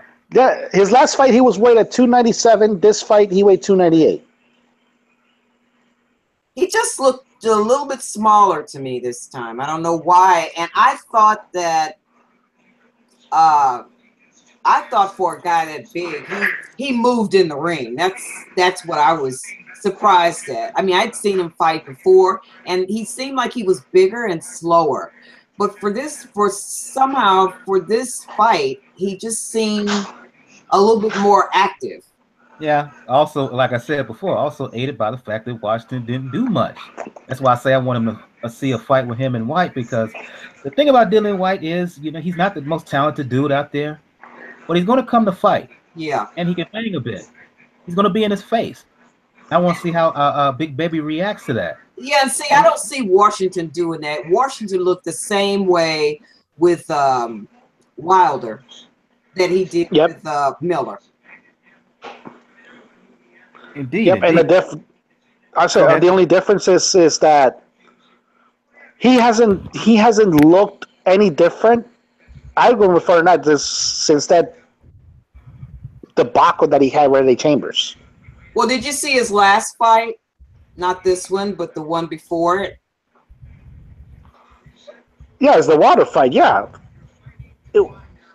he was having a little bit of success, but Wilder, I've noticed, he does try to learn his opponents in the first 4 rounds before going in, unless he knows he hurt you early. Well, he didn't have much of an opponent to fight, unfortunately. Washington just seems like, okay, it's a payday. I'll get in there and do a little bit of something. Oh, Scorsese's up here chopping at the bit here in the chat, so I'm gonna give him the opportunity to give a quick word on this. The thing I will say is, don't give me that stuff about how he lost 40 pounds. Look, he wasn't injured. It's promotional dispute. Yeah. So that means that he should have done a better job of keeping his weight down in the interim. But that's easier to do when you're a paid fighter. He's just now starting. He might be eating some Raymonds and paying some bills. No, still not an excuse because he still not an excuse. The reason I say that is because he has promised in the past that he would get his weight down. He would get his weight down, and he has not done it. But he hasn't had the opponents that made him want to do that so far. You call it professional. You call it professional. That's your responsibility. Yeah, but when you're a professional, you sometimes do weigh. Like, who is this guy to me? I'm gonna give him the chance to say, whoa, what's that? Mute yourself, Daniel. I'm hearing some background on your end. Okay, I'm gonna give him the chance to say, look, he knows the opponents are gonna step up from here, or the same level, and without a year out the ring, he should be able to get down to what, 280, 275, somewhere in there. Yeah. But even to be 300 pounds, he has more stamina than what White and Chisora showed all together in that bout. That man can throw punch after punch after punch, stay on you. He fought this opponent perfect. Jarrell Washington wants space. He don't want to work. So what did he do? He stayed in his chest. Only thing I didn't like about his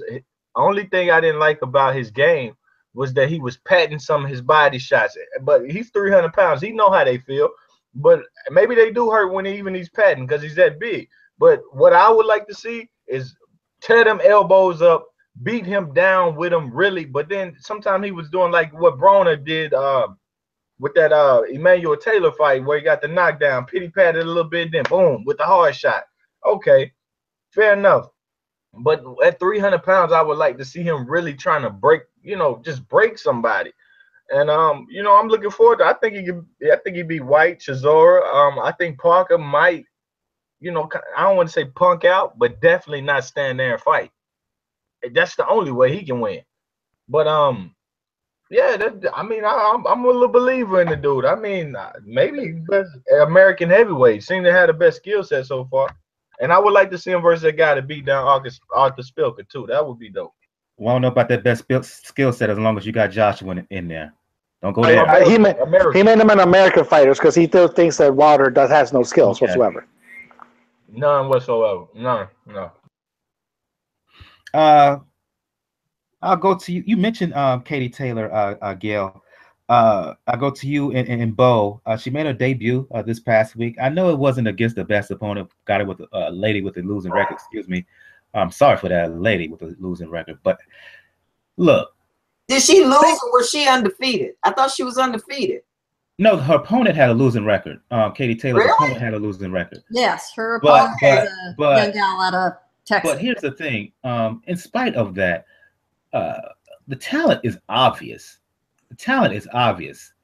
No Yeah. disrespect to Claressa Shields, Yeah. but based on what you saw, what we saw last Saturday, it's obvious that Katie Taylor is a much more well-rounded fighter. Yeah. She just is. Oh. Gail, and then you, Bo. By far. Katie Taylor, this was her American professional debut. Now, she's been training in Connecticut, so fighting in New York wasn't really strange territory for her. And we all know that Irish fighters are very, very well received in New York, as she was. She fought an opponent, frankly, that was found for her at the last minute. You know, the talent pool in women's boxing is just simply not that deep. So this is Jasmine Clarkson, a 22-year-old out of Texas. You know, props to her for getting in front of this woman. That's a formidable opponent. You know, imagine yourself being, you know, a journeyman, journeywoman, young, standing up in front of the class of your entire division, you know, and your record is 4-8. That give her props for some courage. But Taylor took her apart. And what Taylor does well is what every really skillful champion, male or female, does. Her fundamentals are sound. Her footwork is solid. She never is off balance. She's fast. She's nimble. Her punch selection is just brilliant, and she punches in combination with accuracy. She's one of these fighters that goes upstairs, sets you up with a jab, hits you with a power shot, and follows it up to the body. And you take a few left hooks to the body from Katie Taylor, she punches for the women like Golovkin does for the men. That left hook to the liver, it is nasty business. And Miss Clarkson made it 2 rounds and said, no moss. Actually, her corner did for her. And that was the wise thing to do. Taylor mixes up the shots, you know, has that perfect triad going, and it's relentless. It's absolutely relentless. She's powerful. What I really like to see is her always fighting 3-minute rounds. The women are sort of veering back and forth right now between 2-minute and 3-minute rounds. It's much to her advantage, frankly, to have 3 whole minutes to pound on somebody. But when you can take someone out in 2-minute rounds, that is skill. I don't care who's in front of you. I'll go to you, Bo. Your reaction to the U.S. debut of Katie Taylor, and given what Gail was saying about the talent pool or lack thereof, how far do you think Katie is from a world title opportunity? Like you said, given the talent pool and everything like that, she's not very far. To Gail's point, I think it was a successful debut because she stopped a woman that had never been stopped. We got to see her skills. And see, like what I'm seeing from Katie Taylor is what I wish I was seeing from Claressa Shields after she left the Olympic and turned pro. I can see Katie Taylor getting better per fight. Claressa Shields, in my opinion, has kind of regressed since her amateur days. But I like, I think the way she's being guided with Eddie Hearns, the fights he's picking for her, it's good when you're bringing a fighter along and making that transition from the amateur level to the pro level. So he's doing right by her. She's able to learn. She has a very good corner because they're telling her the right things. They're preparing her for the right things. And she has that personality. I mean, she smiles. She has that personality that everybody kind of gravitates to her. So it was a very successful debut from the American style, in my opinion. And, let's see what happens. I don't think she's that far away from a championship fight. I wouldn't be surprised if we hear something in the upcoming months that, she might take one more fight, then after that she's going to go for a title. But, good stuff what I saw. Can she do more? Of course, we can always say that about a fighter. I think sometimes she keeps her chin up a little bit too high. She don't keep it tucked behind her shoulders. I think sometimes she stays flat-footed too long and throws off too many combinations instead of throwing off fewer combinations, moves to the side. But those are things that you can learn later on. And she's kind of roped it back because she used to be just overzealous. But she's kind of roped it back a little bit, and you can see the calmness starting to work in her favor. So, Well, and that's something she's had to unlearn from those, 3 2-minute amateur rounds. Too many rounds. Yep, exactly. You got to get down to business fast in the amateur ranks. What I also want to add is she is doing exactly what a young, aspiring, talented fighter should do, staying busy. She is in the ring a lot. She gets right back in. She's not waiting 6 months. In fact, let me pull up her schedule here. Katie Taylor, since the Olympics, has had, as we know from her debut, was last November. So from last Thanksgiving to now. And she's had 6 fights. 6 fights. She might have 2 more before the year's out. 8 fights in her first professional year. Because she's getting through them so quick. Why not? Put the work in. She's not wasting any time. The women that have transitioned from the amateurs to the professional ranks, for years and years, there was just really nowhere for them to go, and they would stick around. So a lot of the women now at the top of the women's pro ranks are older. Claressa is a kind of a rare youngster. Katie and a lot of her peers are late 20s, early 30s. She's 31 years old. So she can't waste any time. And she's not. That's what they all need to do, and we've said that with the younger male prospects. Katie is technically still a prospect, although she's in the top 10 in her division already. Go to a couple of quick news stories here. Started off with you, Scorsese, and you can follow up Daniel. Richard Commey, lightweight, top lightweight, lost to Easter Jr. last year in a fight that a lot of folks argued he won. In his next bout out, he lost to Shafikov in a fight which I personally thought he won. Signed a deal with DiBella Entertainment. Commey ranked in the top 10, I believe, by the IBF and the BC as well. Your reaction to the signing of Commey by DiBella? I think personally, Scorsese, and then you can follow up, Daniel. I think this is a good thing. It keeps him relevant. My fear was coming off the Shafikov win in the Easter loss, Shafikov loss in the Easter loss. I was worried whether he will get another crack at it because he may prove to be too dangerous. This move, I think, ensure that going forward he will get another crack. Since the show is started with Broner in a way. Well, Klitschko then Broner. If you're gonna lose, that's how you want to lose. The way he lost, a fight.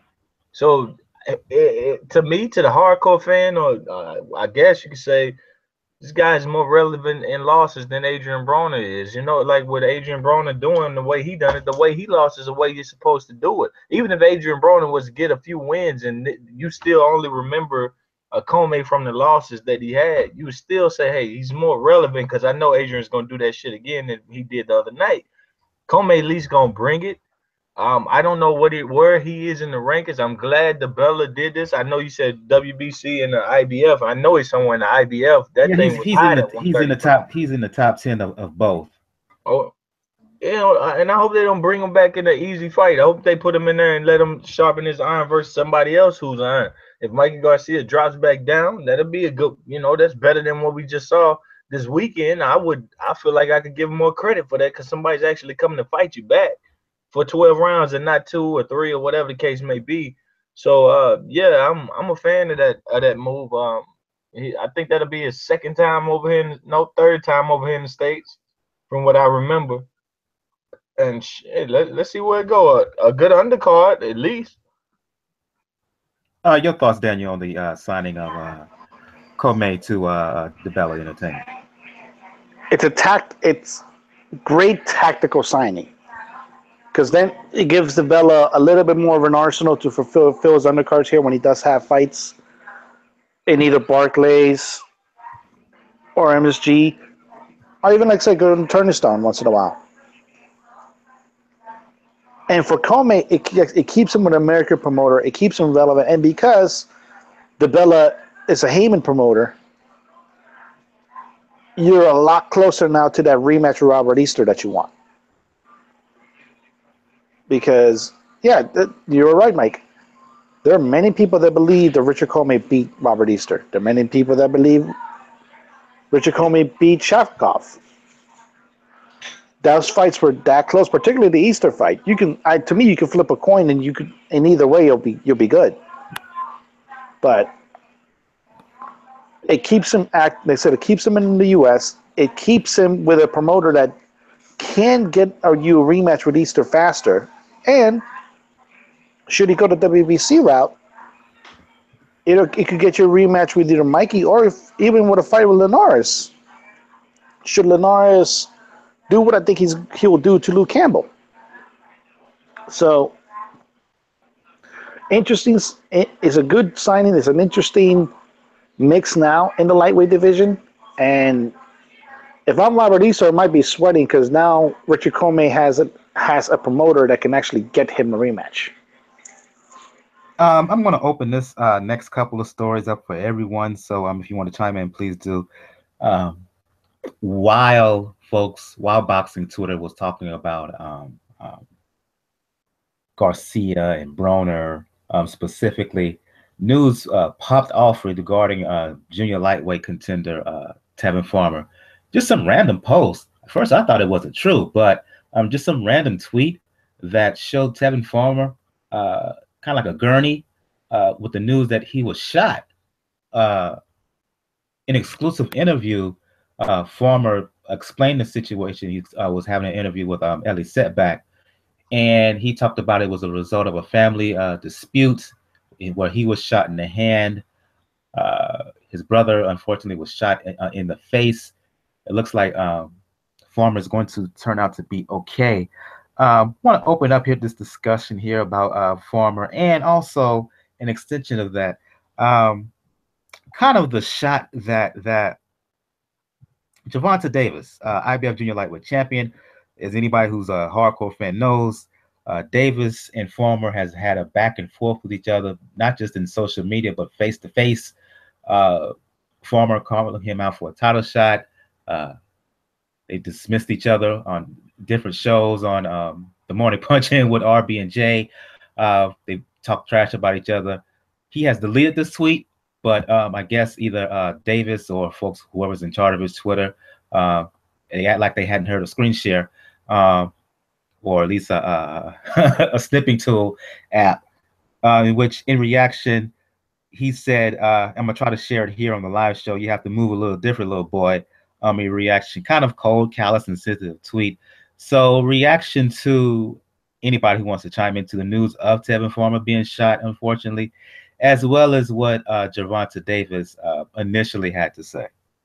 Well, I think that picture that they showed was a little misleading because, you know, it had him handcuffed to the gurney. So I think people thought that he was involved in the wrong way. But from what I understand, when he interviewed with Elliot Setback, he said that he was at a kid's birthday party, and I believe it's his sister's boyfriend who got upset about something or got mad at his brother, pulled out the gun, shot his brother in the face, and you have to keep in mind that this is a children's birthday party. And he grabbed the gun, and the guy shot him in the hand. So, in other words, he was trying to keep this guy from harming anyone else at this party. And, you know, the way it came out, you thought maybe he'd gotten into some kind of scuffle or something at his house. But, you know, this was from his mouth is what he was saying. And that's really too bad, you know. I mean, I'm really glad that he's okay. And I'm glad actually his brother is going to be okay. But the way it first appeared online, you thought, okay, the people were saying he had to do something because he was handcuffed, but they had to sort everything out first, is what Farmer said. They had to sort everything out and find out, you know, who did what, who got hurt, stuff like that. And I think that's standard police procedure, to handcuff someone when you you know, when they've been shot and you don't really know what the whole story is. Reaction to your thoughts on what Davis initially tweeted before. I didn't like that at all. I thought that was childish. I'm sorry. I'm going over to open it up for anybody here. If you want to comment, please do. Open your mics, everyone. Oh man, no good deed goes unpunished, right? Oh, go ahead. Yeah. Yeah, no good deed really goes unpunished. The poor guy was just trying to keep the peace. Yeah. At a kid's birthday party of all things. And now I have seen some things in kids' birthday parties, but the dude's just trying to keep the peace and I'm glad. Luckily, while he got shot in the hand, there was no major damage. Yeah. So his recovery should be quick. As far as Tank's already starting to get a little bit of annoying now with when somebody asks him Lomachenko and he's saying, "Oh, I want to get an opponent that can draw a crowd." You know damn well that Lomachenko would box circles around you. Now you're just trying to build up excuses because now in the case of, instead of being Floyd's or protecting his investment, is going to be, oh, Tank is blatantly ducking Lomachenko. Why did you do that to yourself? Now with Tevin Farmer, yeah, that's going to be a little interesting, like mid-Atlantic beef, Philly versus Baltimore. And Farmer has a style that could give Gervonta problems. It's just going to depend on how long his recovery is going to be, because obviously Tank has a fight coming up who we still don't know the opponent of yet. Think about that. He's about to be a fight, and granted, it's a circus card, but we still don't even know his opponent, and the fight is literally, 3 weeks away?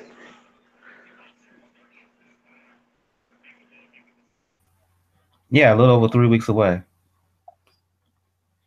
They're not handling business on that. I don't know what the hell's going on there. They're just talking about Salido, the Badu Jack fight fell through. A lot of business ain't getting handled for something that's going to be just.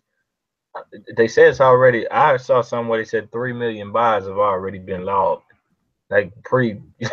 That's what I saw. But anyways, I just want to touch on the comment from Tank, and I think that go back to what I said about these fighters. They to me.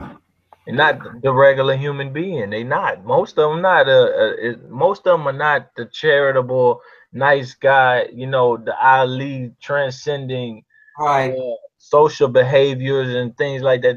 Most of them are not. Mm-hmm. I would argue about 85% maybe that we know. They, you know, the Charlos are doing this. You know, we really nice guys things, and it's like we be seeing it. Y'all some animals. We be seeing it. And Tank, like I said, man, come from those inner cities, come from where this is, man, to us, to some of us, getting shot is like, oh man, somebody got shot for the first time in 6 months.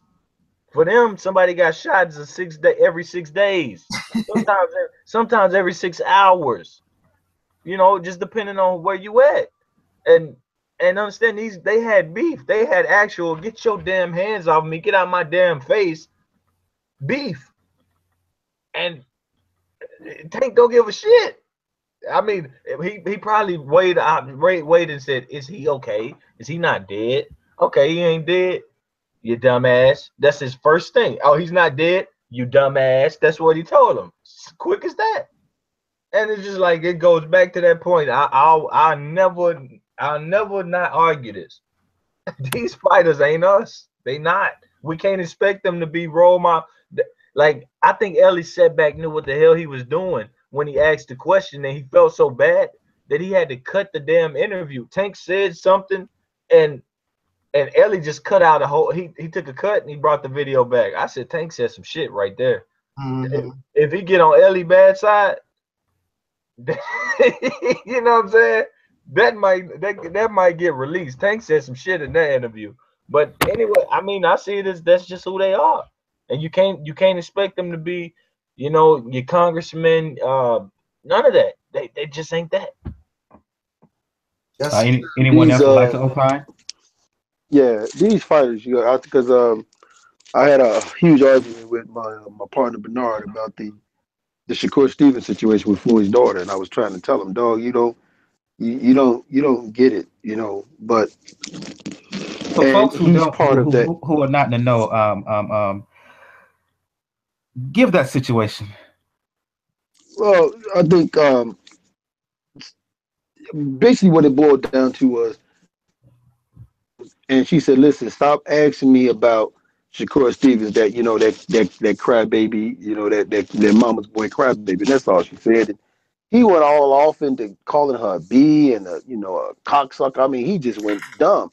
And I was trying to explain to my dude, because he was like, "Well, she talked about her being a crybaby." I said, first of all, dog, her reply didn't warrant what he was coming out of his mouth. That's number one.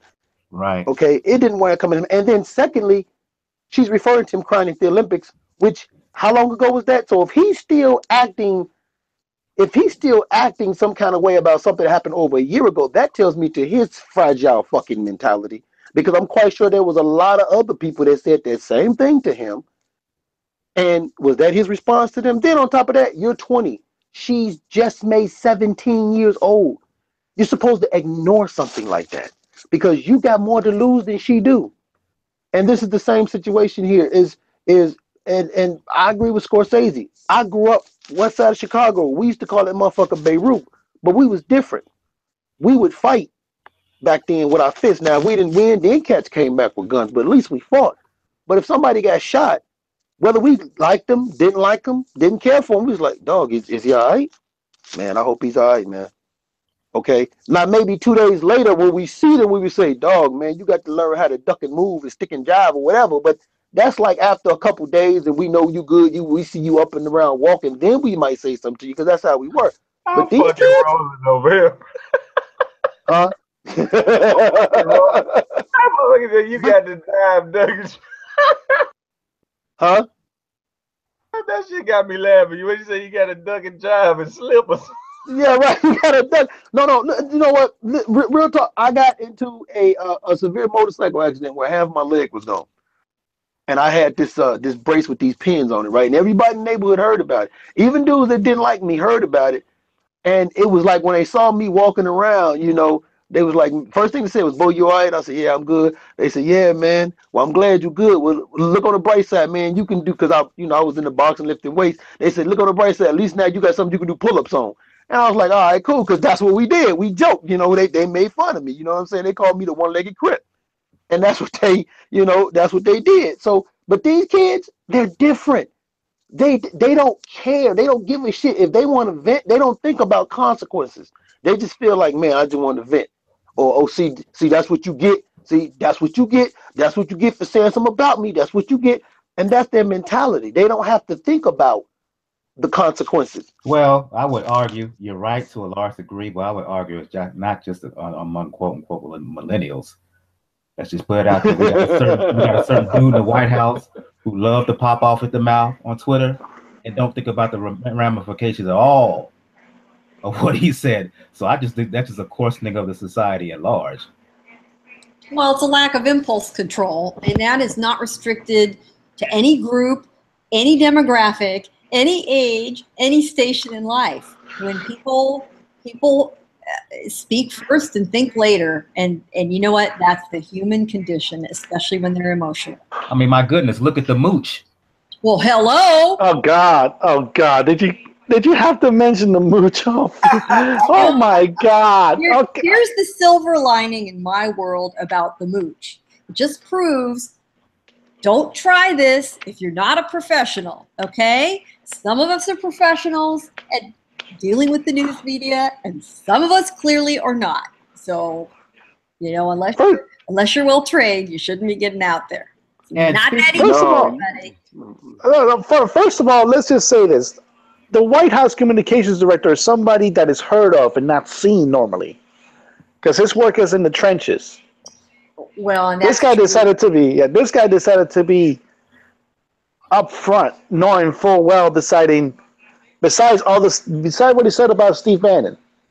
Well, because I have a lot of awful things to say about Steve Bannon. We will have to have a separate podcast to discuss this, but it does, in all seriousness, it does show you with the worldwide reach of the publishing tools that we all hold in our hand and that powerful little computer we have, you act before you realize the consequences. Those of us who are older, we have a little better impulse control in theory, and didn't always have this, tend to stop and think. A younger person who uses that phone absolutely and as an extension of themselves, just as their eyes see and their mouth speaks, the phone is practically, flesh and blood to them, and they just express and then realize, oh, geez, maybe I shouldn't have done that.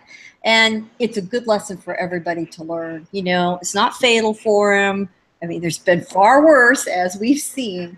Let's hope that he learns a lesson from it. And he didn't have to put his hand on the stove, too long and too hard. Yep. Speaking of folks who have a habit, a penchant of running off at the mouth and not thinking before they speak, look, I'm gonna try my best not to talk about the spectacle that's happening on August 26th, but I have to mention this story. Show in Las Vegas, or was that what we talked about? I have to mention this story before we started shutting things down by previewing what's happening this weekend, and I'm going to you, Jacob, first. Speaking of that spectacle, over the past couple of weeks or so, we had heard word that Paulie Malignaggi is out in Vegas, wherever McGregor's sparring, preparing for this fight. Well, news broke this evening that apparently McGregor is upset that Malignaggi, in their view, is sharing too much information regarding sparring sessions between the two. Okay, my thing is this.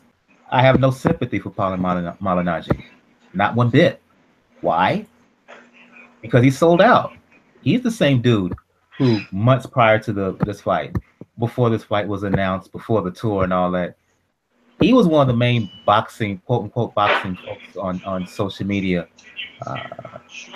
denouncing this fight, denouncing this event, saying it's not a fight, to the point that he said that he could beat McGregor in a boxing match. What do you know? A couple weeks ago, we hear all of a sudden the same Malignaggi that was dogging this event is out there in Vegas sparring with McGregor. This is what you get. This is what you get. You sold out for the dollar. You sold out because Showtime got in your ear. You run on television saying this and saying that. And now the same dudes, the same group of folks who you sold out to, kick your ass to the curb. No sympathy for Malignaggi at all. Jacob.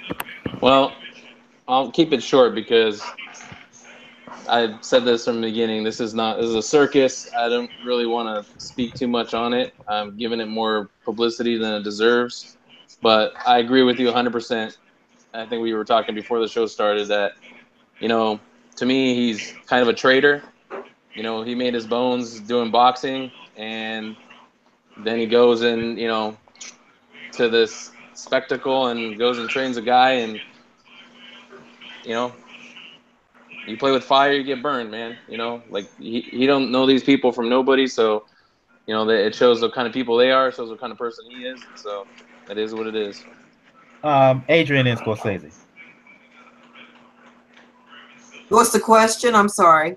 Just your reaction to the news of Malignaggi getting the boot, essentially from Team McGregor for spilling too much tea regarding sparring sessions with McGregor.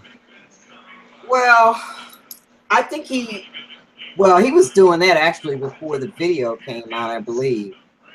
I seen him on several videos talking about how Conor McGregor is fighting in the gym.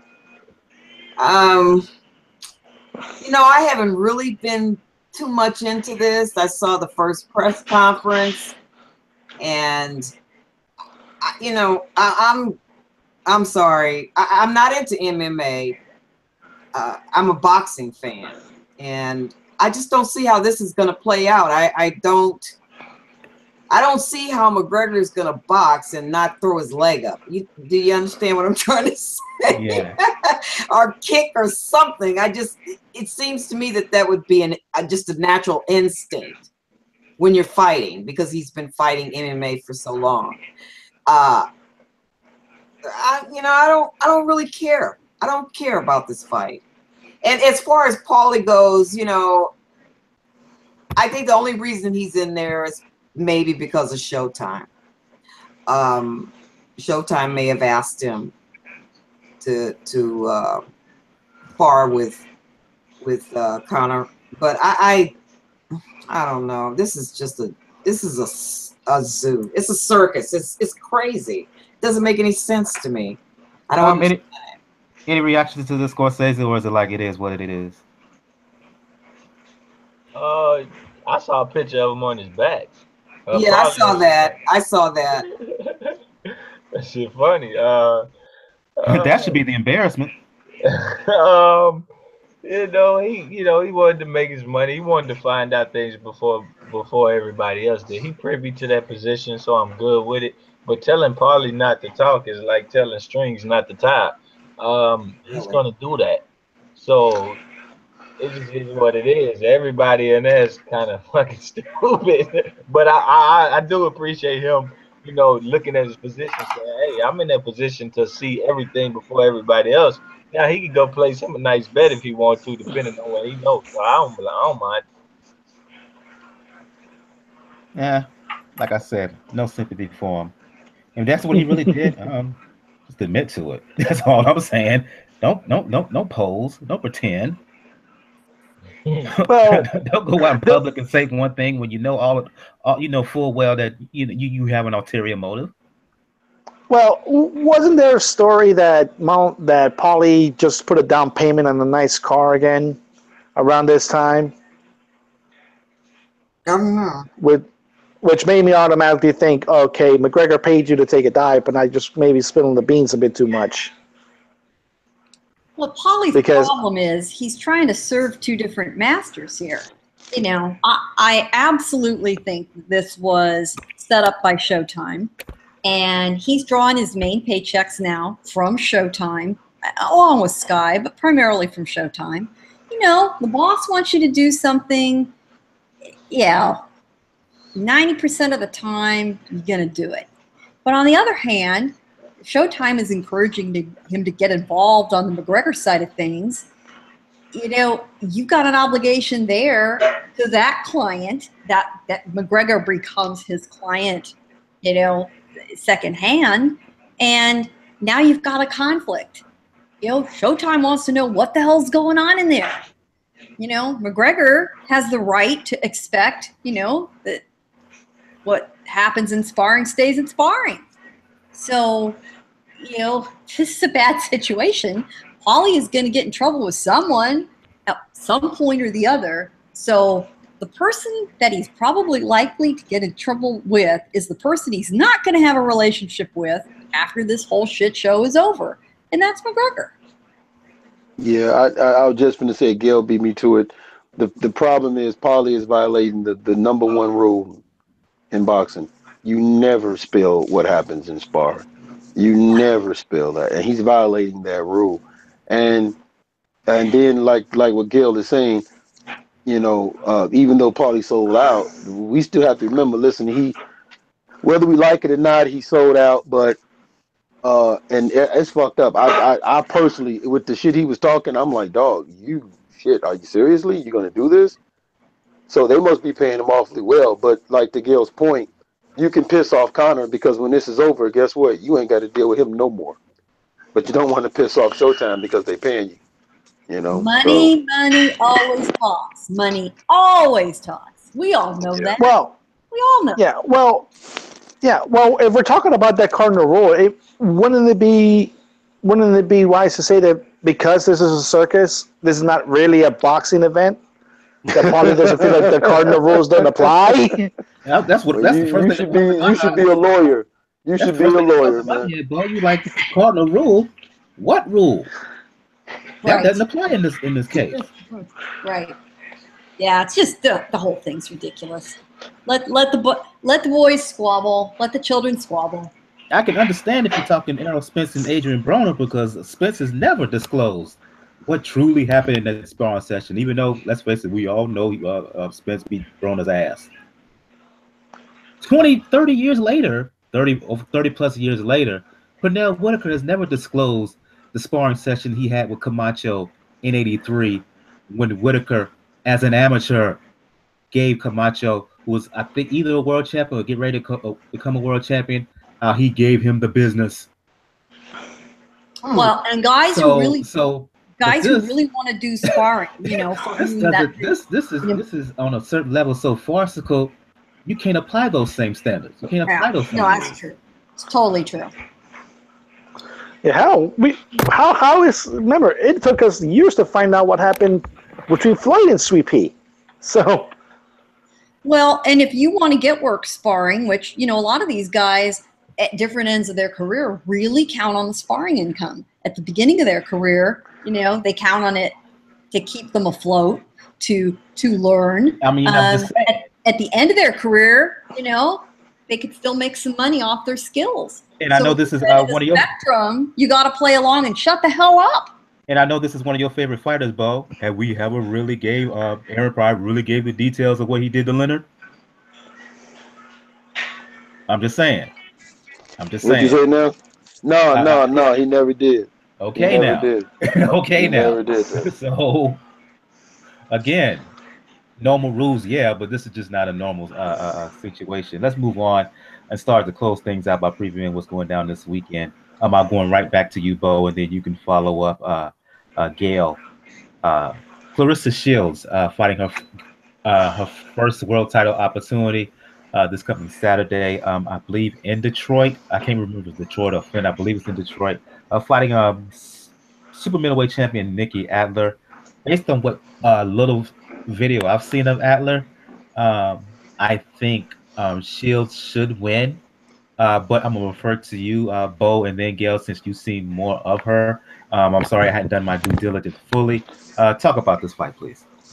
Okay. Listen, this is it's an interesting fight because let's not forget something. I think Adler has I think she has 16 fights or something like that. That's correct. Yep. Okay, she has 16 fights, right? But she also has 9 knockouts. Okay. She does. That's pretty high. For most of these women fighters we're talking about, that's like more than half, more than 50%. So that tells me that regardless of level of competition, this girl has some pop and she can punch. And what we've been seeing from Claressa Shields lately, she's been very hittable. So, but Avalante she can get kind of wild. She doesn't have the best footwork, and I think those are areas that Shields can take advantage of. Now, I give Shields credit for this. This is her second fight that she's headlining in Detroit. She's doing more from a boxing standpoint by having fights in the city of Detroit than the Jarrell brothers are doing right now. They need to be doing stuff to have more fights there. That might not be in their control. I'm just saying I wish I could see them doing more. But also at the same time, depending on what I see from this fight, because I know that they're trying to push Claressa Shields to fight for the world title, fight Christy Hammer, and I'm like, nah. She shouldn't be looking towards Christina Hammer until she gets 10 fights. Matter of fact, I don't think she fights La Diva right now because that could be another tough fight for her because of the way she fights. This fight here, she should win this fight. She really should because she has all the advantages except in the power department. So she has all the advantages. The question is she going to show up and actually box like we know she should box? And I've said this before. I'm not saying that she needs to change her team, but I think what she needs to do is bring in someone with professional boxing experience into camp to show her, hey, listen, you might want to do this instead of that. Hey, listen, this works for you better instead of this working for you. Okay? But I like this fight. Like Gail said, she's staying busy. She's going for a title. But at some point, I think they need to pump the brakes because I'm not liking the way she's fighting, how she's getting hit more than she should. So, This fight, she should get past it, but be careful because, again, this girl can punch. But everything points to Claressa Shields, but they need to kind of pump the brakes on her a little bit, in my opinion. Your thoughts, Gail? Yeah, I completely agree with you, Bo. I applaud Shields and Showtime for bringing these cards to Detroit and putting her at the top of the card because she is a local draw. Very much the way we've seen Terrence Crawford creating a completely new audience for professional boxing in Omaha and the Midwest. Shields shouldn't have too much trouble with Adler. Adler has never fought in the United States. All her fights are in Germany or Russia in her career. Her opposition has been, in most cases, extremely limited. And once again, we're talking about the fact that you have a very thin talent pool, unfortunately. We're talking super middleweights. The women's weight divisions are exactly the same as the men. They aren't scaled down. So a women's super middleweight's 168, just like the guys. Well, you start running out of talent, especially for the women as you get up into these sizes. So that's a problem. So you have one opponent in common between them, and that's Silvia Savalos from Hungary, who was Claressa Shields' second fight with a TKO win. Adler fought her 2 years ago in 2015, won a unanimous decision. And that is where she won the WBC World Female Super Middleweight title, which will be on the line tomorrow. So Claressa had a much easier time with that common opponent. That tells us a lot. So I agree with you, Bo. Claressa has got to calm down a little bit. Again, it's that whole amateur sense of urgency that she really, it's the different story. And she's been an amateur so long, it's tough to unlearn that. It's tough to unlearn that sense of urgency. But you're absolutely right. That is where a stronger trainer, a stronger corner working with her, both in preparation and during the fight, would really help her settle down. I get it that she's, in the first few professional fights, there's a lot of nerves. But, at this point, she's 3 fights in. You'd think she'd be settling down a little. I am glad to see her busy. I want to see her keep busy. But unlike a lot of the other women she's facing, she's, for the most part, much, much younger than they are. So she just needs to be careful. Adler could pop her, but it wouldn't hurt Claressa to take a little pounding early and go the distance in her development. Winning is great, but more important for her right now, in addition to winning, is to learn. And I hope she learns something from this fight tomorrow night. Should be fun to watch.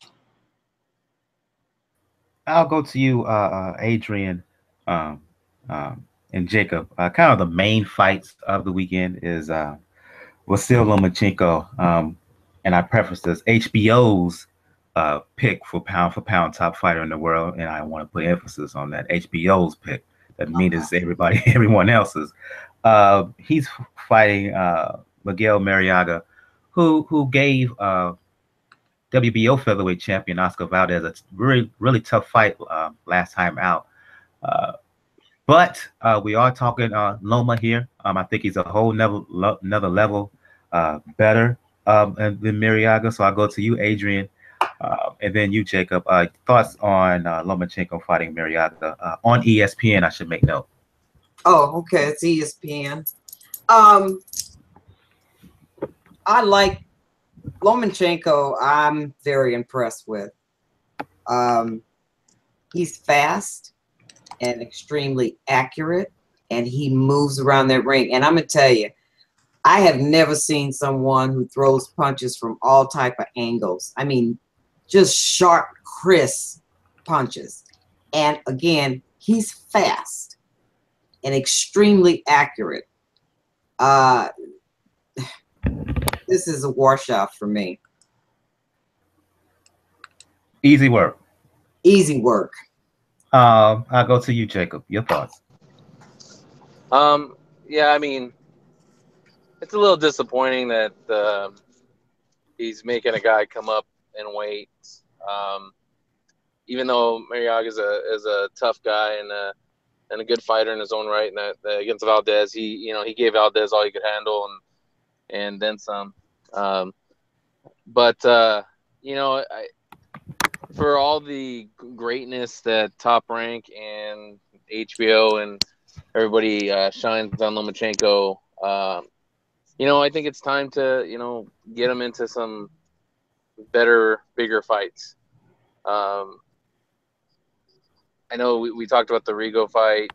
I don't know that's going to happen, but hopefully this is I like fighters stay active, so I'm glad he's not going to stay on the shelf. But it should be, I think, a pretty easy fight for him.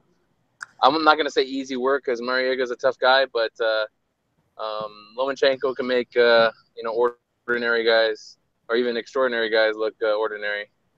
So he has really good foot movement. He has a lot of talent, but again, I'd like to see it against some better potential opponents. On the undercard of Lomachenko and Marriaga, Ray Beltran, who's been on a real roll lately, fighting Bryan Vasquez. Vasquez, former interim champion at 130. Some defenses of the interim title. I'll go to you, Scorsese, and then you can follow up, Daniel. The problem is, Scorsese, is that whenever Vasquez has really, really stepped up against Uchiyama, he got stopped. Against Fortuna, he lost by a decision. Moving up to fight the bigger Beltran, who's been, just like I said, who's been putting folks on their behind, putting them to sleep. I have to give Beltran the advantage here because not only is the bigger guy been showing serious power, he's highly motivated. First you, Scorsese, and then you, Daniel. Yeah, Vasquez want to step up in weight, and the competition is good here too. And I think this is the first fight at the 135 level. Like you said, the Uchiyama loss, the Fortuna loss, all those don't bode well when you're going into it with a guy who's actually, like you said, he's on the road, and he is dropping people, and he's trying to solidify himself as probably like one of the hardest pound for pound level punches. And he got pretty good technique, foot speed, and everything. The only guy I feel he didn't look good against was Crawford as of late. Well, Crawford has the ability to do that to people. But yeah, I think you do got to favor what's the name here? Damn, I'm losing the name. Beltran over Vasquez. But Vasquez, he got some good feet, some good defense. He's probably gonna make Beltran have to set it up more than some of the other opponents. So he could stay on his feet. But I don't think he can win the fight. Volume won't be high enough to win the fight. And the press and the action, it looked like it'd be accumulation type stoppage rather than one punch with Vasquez's level of defense because he got some. Your thoughts, Daniel? Yeah, it's interesting fight with Ray Beltran. He has been putting people down lately, and luckily none of it has come in with any suspicious drug tests. And I kind of feel bad for Vasquez because it's true. Every single time he steps up to the plate in the world stage, one way or another, he just falls short. And with this type of opponent, you're going up against a guy who's been knocking out people, it's not much of a chance. And we have to remember, you said it, Beltran has a little bit of motivation. He's technically still fighting for a green card. So yeah, so in many ways, like, he has a deeper motivation than what Vasquez has. So as long as Beltran keeps rolling, I do not see any instance where I don't see him winning, other than Vasquez landing the perfect punch. Indeed. I think we're going to shut the show down on that note. I want to go around the panel here. Ladies first. Adrien, for folks who want to talk to Sweet Science or anything else, let the folks know where they can find you. Okay, they can find me on Facebook. I'm also in Eastwick Boxing. I post there. There's also, well, Truth and Facts. I'm trying to think of what else, but they can find me on Facebook at Adrien, that's ADRIENNE, Yoshino, YOSHINO, and I'm on Instagram as Adrien Yoshino. Gail from Community Digital News for folks who want to talk Sweet Science, for folks who want to talk Game of Thrones. Let the folks know where they can find you. That's right. Well, I am writing for Communities Digital News, which is COM, COMM, Digi News, COM Digi News. I will be at the Marriaga Lomachenko card up at the, what the hell to call that theater these days? They keep changing its name. I believe it's now the Microsoft Theater. It's next to Staples Center. Yeah, Microsoft. Yeah, interesting little venue. It's just a shade over 7,000. It's not a customary boxing venue, so we'll give you the full report on how that shakes out. And yes, I have been covering and reviewing and live chatting this season 7 of Game of Thrones on Sundays. So for those of you looking for a different sort of action, we've got that for you too. That damn Lannister family. That's all I'm gonna say about that. No, the real now here's something very interesting. Here's a little trivia for all of you. The Danish actor on that series who plays kind of the #1 villainous character this season, a guy named Euron is the character's name. The actor's name is Pilar Asbeck, and he said that he has patterned his character's attitude and swagger on Conor McGregor. Oh dear. And so for those of you who watch or may see a trailer or some video of him, bear that in mind, and boy, will you see it. Oh, it's all over him. Very, very funny. Indeed. Going to you, Jacob, from Jab Hook, for folks who want to talk to Sweet Science or anything else, and let the folks know where they can find you. Or movies. Yeah, I could be found at JRATM23. And just want to thank you again, Mike, for having me on the show, and thank the panel, and welcome open arms to Georgie. Hopefully he comes back and get some some new opinions and whatnot. And shout out to Gus if he's listening. Keep your head up, brother.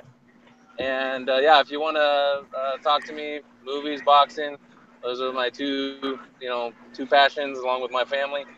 But I'm not going to be at the Lomachenko fight, but I'm usually at the local live fights. I will be at the next 3 after that, and possibly 4th if they do that October 4th Mares Santa Cruz rematch. But it's a quick plug for my buddy James Hancock and his show Wrong Reel. It's a movie podcast. They have people from all over the place, even actors and directors and whatnot, but they do a good job of diving into a lot of obscure movies, directors' careers and whatnot. So check it out. And last plug, sorry, people, write a review for Pound.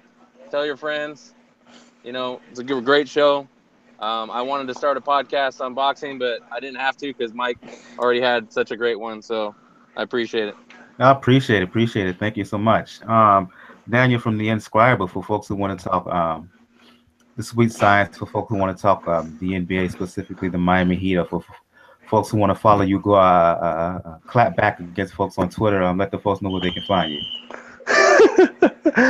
You can find me on Twitter, Ruckus99. I said I'm here every Thursday, or I understand we probably have an announcement the week afterwards, but I said I also have my own shows, like I said, Monday or Tuesdays with the folks at FortBoxingNews.com, Jordan Francis.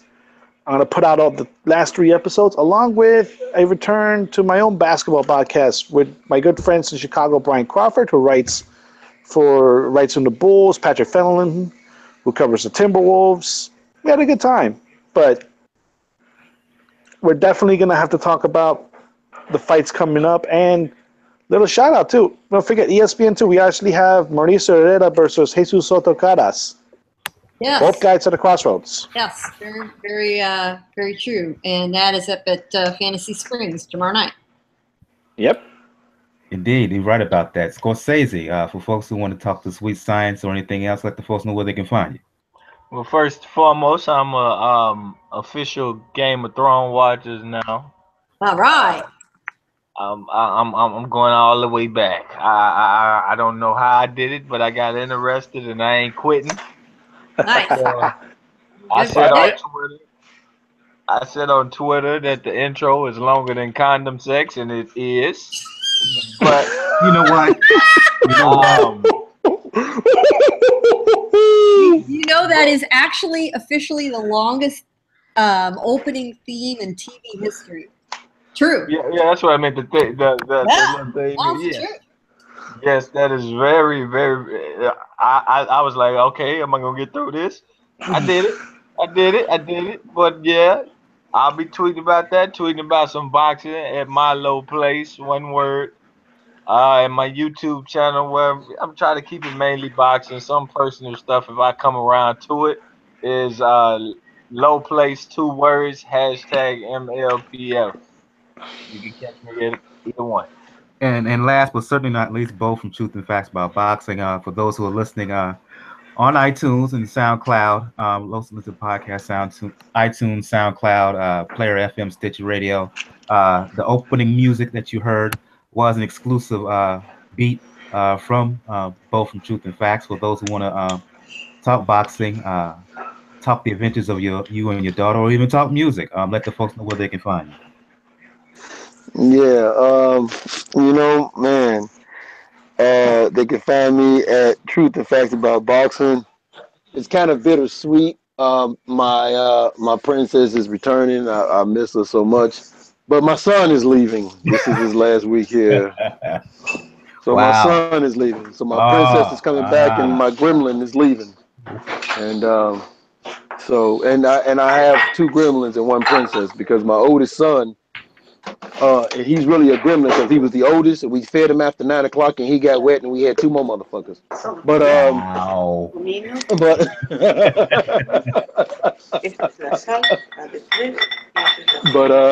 you can also find me on Twitter at capital T for Truth _ capital F Factbox1, and Instagram Truth _ Factbox1, along with my boys from the movement, 2K from Prodigy Boxing, Twan from Who Jab, Big Cool from Colossal. My partner in crime, Detective B, he is doing his thing with that. You can also find me right here on Pound for Pound. You can find me with George, Hands of Fire podcast. And I shout out to Gus. You know, he wasn't with us tonight, but, hopefully he come back. Shout out to Adrien. I haven't heard her voice, seen her in a very, very long time. I think she put me in the trash can for a couple of days, and she must have killed a fly. She must have killed a fly or a roach and said, "Oh, Bo," and must have thought about me after she, stomped on a skunk or something. I don't know. But shout out to Gail, who always writes some of the best work that I've ever seen. Even when she's talking about her favorite fighter, Julio Cesar Chavez Jr., and I know she's gonna miss him and be at his next fight. And shout out to Daniel. Oh, I've been waiting for an invitation to his house to party. I haven't got it yet. I don't know what's happening. Shout out to Daniel, and just anybody out there that's doing anything in the sport of boxing. Shout out to all of them. Even if I feel like Scorsese said, sometimes he might get personal on his page, but you know what though? Shout out to him because there's a lot of people out there that are afraid to speak their truth or what they feel. So at the very least, I can respect them for that. So and I just greatly appreciate you guys having me here. Like I said, I couldn't tell you what it means to me to be here with you guys and to have Gail actually look over my work and like what it does. It really means a lot to me, man. Oh, appreciate it, man. Appreciate it. It's always a pleasure to have you on. Because you bring the real, you bring the ruck, you speak your truth, and that's always welcome. Whether here is on this show or just in general, anybody who does that, they got my ultimate respect. One more shout out to my youngest son. Him and his friend was having a conversation, and one of his friends was saying something about what his parents don't do for him. And my son said, my parents might not do for me, but I'll never say it because I know they might kick my And I was like, you goddamn right, I'll go across your head. So at least he knows. Yeah, indeed. Let me say that Gus, he hits me up on Skype, and I want to say Gus is good. You know, he says he's gonna.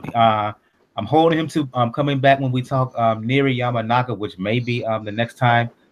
But he's good, and let me say right now, he hasn't left the sport completely. He still mentions fights. He still mentions fighters to me that I should be on the lookout for. So Gus, he may have his issues with the sport. But he's good. He's good. I'm just going to let y'all know that right now he's good. For those who want to talk boxing or music or fitness or anything like that with me, you know what it is on Twitter, Brother JR at Brother JR76.